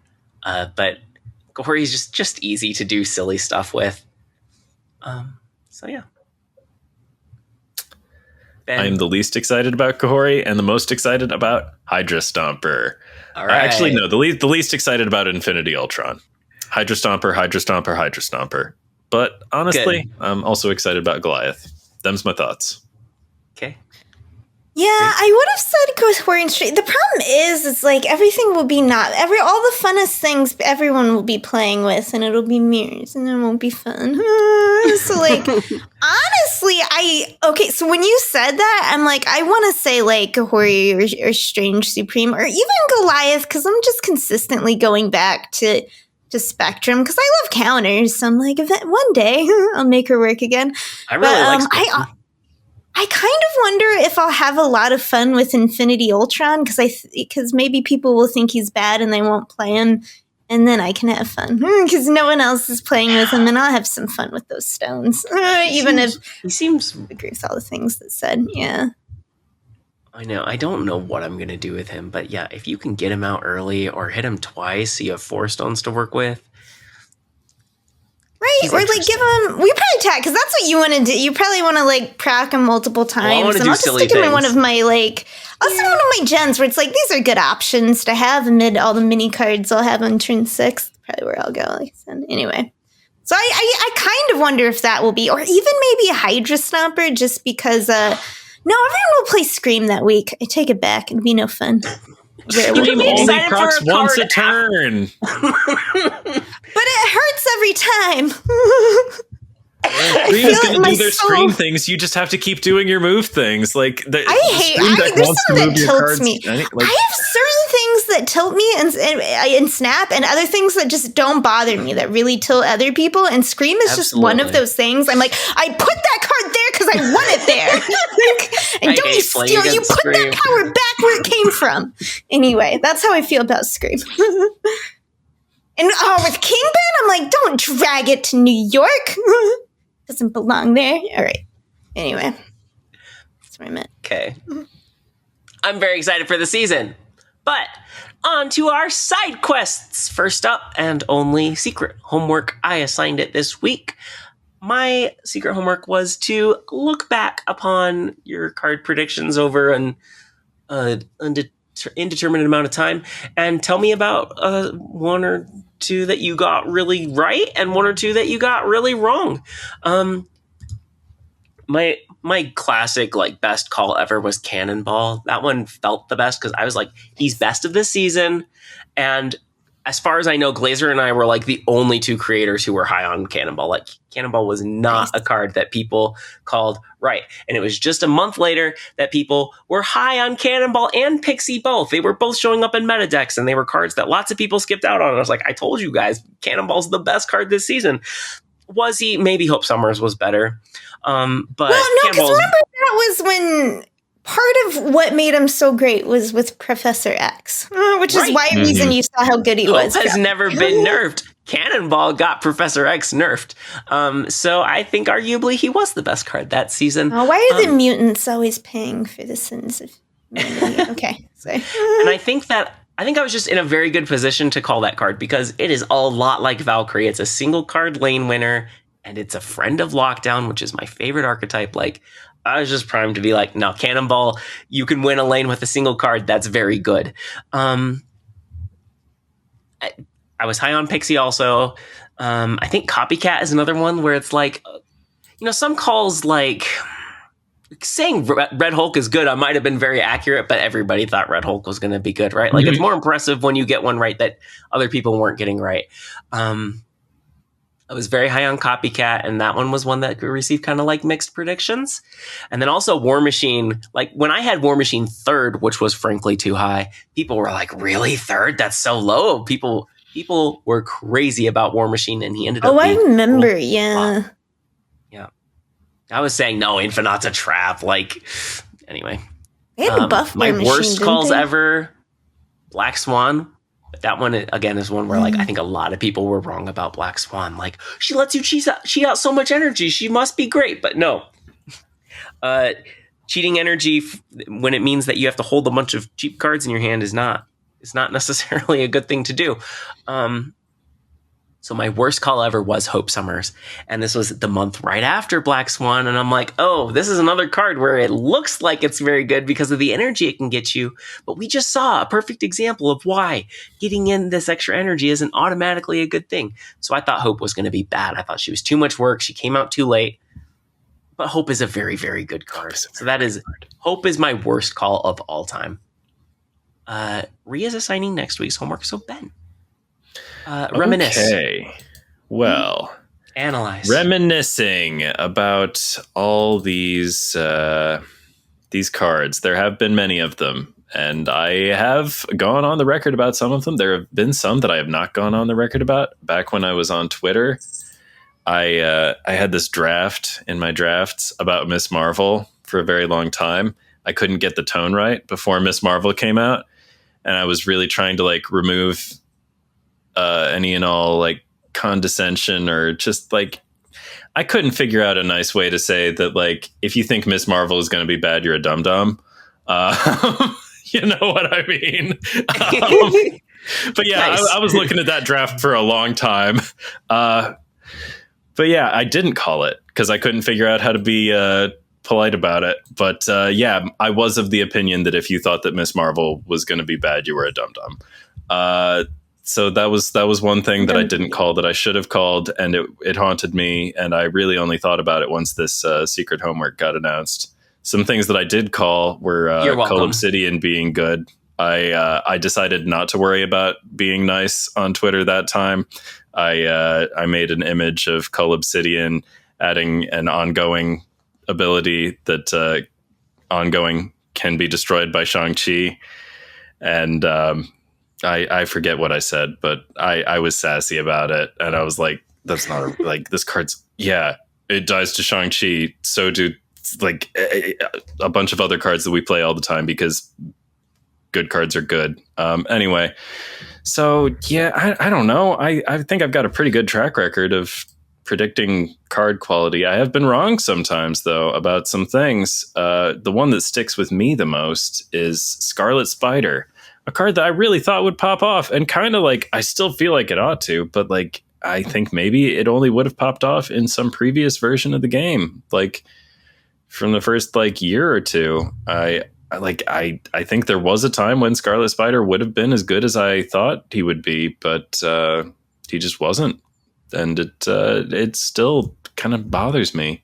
I'm still hoping that he has a moment to really shine, because I just would have thought that a 4/10 on 2 lanes for like no effort, and bigger than that for more effort, I would have thought that would do something.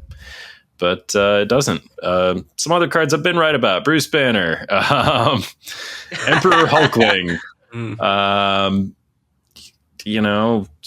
Mostly, I feel like very often, as far as predictions go, I just sort of predict that the cards do what they say they do, and like I tell you whether or not I think that's a desirable thing for a card to do, and why I think. I don't know. When I evaluate these cards, sometimes I'm not even really thinking of them in the context of the game itself. I'm like evaluating them in the context of like all the cards I think might be plausible to print, like I don't know. I take a very zoomed out perspective on the cards and the things. And I don't make, I try not to make bold claims, so I don't end up with bold egg on my face. I don't know. A bold claim. I guess some of my claims are kind of bold. I didn't think Thaddeus Thunderbolt Ross was going to be very good, and I don't know. Some other people thought he would be good, and that thing. I don't know. He's kind of all right. Yeah, he's not. Right. He's about as good as I said he would be. Yeah, I don't know. I think I'm generally pretty. I'm like looking at recent cards, and I'm thinking like, who did I get wrong? Firehair. I thought Firehair was gonna. I think Firehair still will hit eventually. Like Kid Omega is going to come out, and we're going to be Firehairing so hard. But I thought Firehair would have made a more immediate splash, so that's a recent one where I was surprised that she didn't do more. What else has surprised me?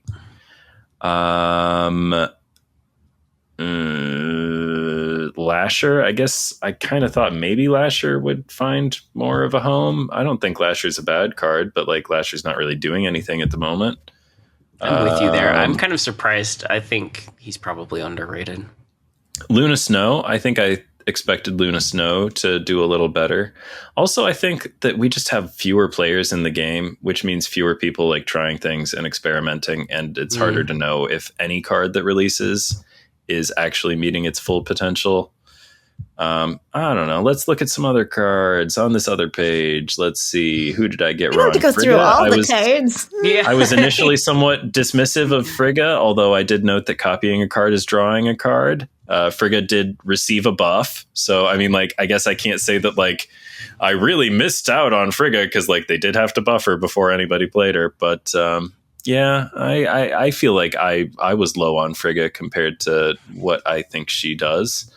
Other cards I may have been wrong about. Maybe you're just Silver Sable. I was pretty low on Silver Sable. I've got to be honest. The first time we talked about her on the podcast, I didn't realize that she actually gained the power that she stole. I thought she was just deflecting something off the top of their deck, and that's why I came out the gate so low on Silver Sable. I was like, "What's the point? She's just like bad America Chavez."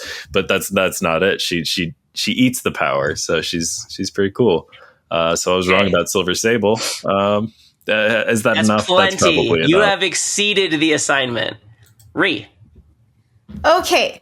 So I don't remember, to come back full circle, as if we planned it narratively, to the beginning of the podcast. I don't remember what I've said often, and I don't like to listen to myself. So I came up with a trick answer instead of a quick trick question. I'm going to talk about activate, the ability. And I think it solves both things. I think I was both right and wrong. I think everyone was maybe a little too hype on it. Everyone's like, oh, it's so powerful. And it's like, I think I was right that on reveal is just, and people were like, yeah, on reveal is more preferable. But I'm like, on reveal is like way more preferable. Yeah, for sure. Yeah. You were so right about that, Ree. I was wrong. Super right about that, right? Everyone was super hype on the activate. But I was also wrong in being so unhyped, because like, and here's where I thought, I'm like, okay, the only activate costs I'm going to play are like a run, like Lash or like a run. It's funny because you were talking about this, Ben, but the activate card I play the most is Scarlet Spider, because I like playing buff decks, and Scarlet Spider is one of the best recipients of receiving multiple buffs, which is he's very cool. What the buffs deck does. So, and I thought I would never, I'm like a 4-cost card and I only have 2 turns to play it. I was so down. I figured I was playing, it's got to be like 3 or lower for me to play and activate. But you don't see me out there playing the Black Swan.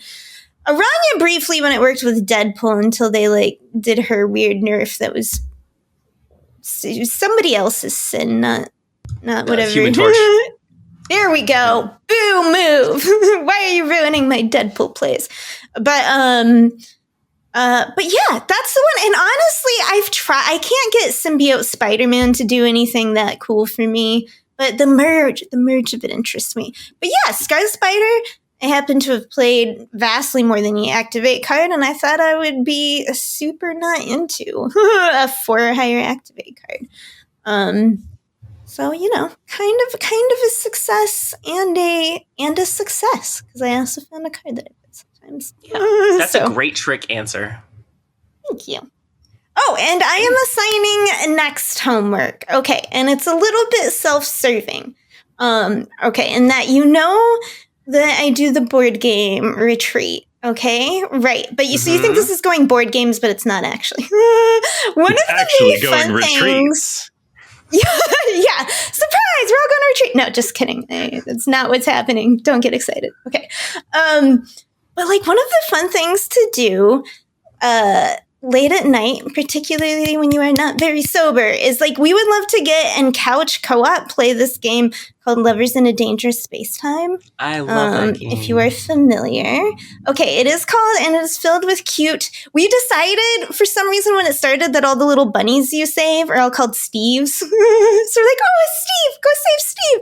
Anyway, we have fun. But like, it's a game where you play, you're piloting a spaceship with 3 other people. You really want to have 4 players. It's really difficult, at least for me, if you have less than 4, because you need someone to be piloting at all times. You need someone that runs the shield around, and then there's the 2 fun positions, in my opinion, which are the gunners, where you run around and you shoot, and you can upgrade the ship in different ways. And it was so fun. I was so excited to play this every time, but the game's kind of small. We've now beaten the whole thing several times, and there's not been new stuff added. There's not been a sequel made, and we're kind of over it. So I want a recommendation for a couch co-op game. Oh. It can be really anything, and it can be just 2 people. Bonus points if it's for 4. Yeah, that's the new homework. That is great. Let's talk about video games we like. I love couch co-op. I love couch video games. I've never gotten into PC gaming. I did a little bit as a child, but my heart has always been with the Nintendo. I did when I was a young edgelord. Yeah. Or PS2. Then you can brag about how you're like, console gamers. Mostly the Nintendo. I'm just a Nintendo girly. Reasonable. Okay. Who isn't? If you like what you heard, give us likes, comments, reviews, subscribe, whatever. If you're listening to this on a podcast player, you can watch us on YouTube or vice versa. Not that you have to do both, just letting you know the options there to consume it in a different way. Our socials are in the video description or show notes. There's other stuff there. Like if you want to come join us on Discord at the aforementioned Speakeasy, there are instructions on how you can find us there. Or hit us up on socials if you can't figure it out because it's a little tricky. We're part of the Snap Judgments Network. What was that? So I said I want to be the jazz singer of the Speakeasy. I would like to wear a sparkly dress and sing soulfully. All right. Sorry. You guys, Rie has so many great little one-liners that I don't pick up on until I'm editing. And anyway, I think we're all missing out a little bit. I like seeing the titles list because I never remember what I've said. So I'm like, it cracks me up. And she's like, that's one of yours. Okay. There's so many that you just like sneak in there and then, I don't know. Anyway, we're part of the Snap Judgments Network where you can listen to other great shows like Snap Decisions by Joe, who does podcasts at least twice a week, Mondays with guests and Tuesdays the normal show, and then ad hoc ones for like OTAs and stuff. But it's great and very casual friendly. I highly recommend it if you're into that sort of thing. We've been on there. All of us have guested there as individuals and as a group. Anyway, if you want to find out what we think about what if cards and co-op video games, I'm excited because we're going to get answers from our listeners too about their favorite couch co-op video games. I'm always looking for more. Just finished Split Fiction with my fiance, and we immediately followed that up with A Way Out and the Brothers one. You gonna play It Takes Two? I haven't played It Takes Two with her yet because I played it with my brother like a year ago, and it just feels a little too recent to play it again. Anyway, how do you find the writing in those games? I enjoyed the games. I thought they were fun. Does the writing bother you? Yeah. I don't think they're native English speakers. I think you're correct about that. I think it's a French studio. I might be wrong. Anyway. If you want to find out about co-op games, tune in next week. Same Snap time, same Snap channel. Yay! Those awesome guitars. I gotta say, the besties. I listened to the McElroys and Christopher Plant and Russ Freshtick's podcast about video games, and they think those games are just like wildly overrated, and the writing is like offensively bad. That's their opinion. But see, I'm not playing it really for the writing. Like the story is fine. No, that is the thing, and they're so hesitant to express this point of view because like they know how much people love these games, and people are just gonna get angry at them for not liking these games. Oh, I see. Yeah, everybody loves these games, and I played enough It Takes Two to get the gist. And I've now watched people play Split Fiction in my home, and I've seen what's up over there, and I'm sure it's very fun. Split Fiction was my favorite, and there were A Way Out was really different from the other three. And probably the best story-wise. That's where two guys are escaping prison. That one's kind of fun. Split Fiction had many moments because it's just like, if you don't know, you're two writers. One of them is a sci-fi writer. One of them's a fantasy writer. And so you're switching between fantasy worlds and sci-fi worlds. They're in like a thing that simulates their stories. And it's like strictly co-op. You have to play it co-op. And there's just, it constantly changes the world you're in, the mode you're in, the character you're playing, what you're trying to accomplish. And so some sections feel like mini games. Anyway, there were many sections where I was like, I would play a whole game that was like this specifically. So I really enjoyed the gameplay. I think a lot of those levels are inspired by whole games that you can play. Are they not?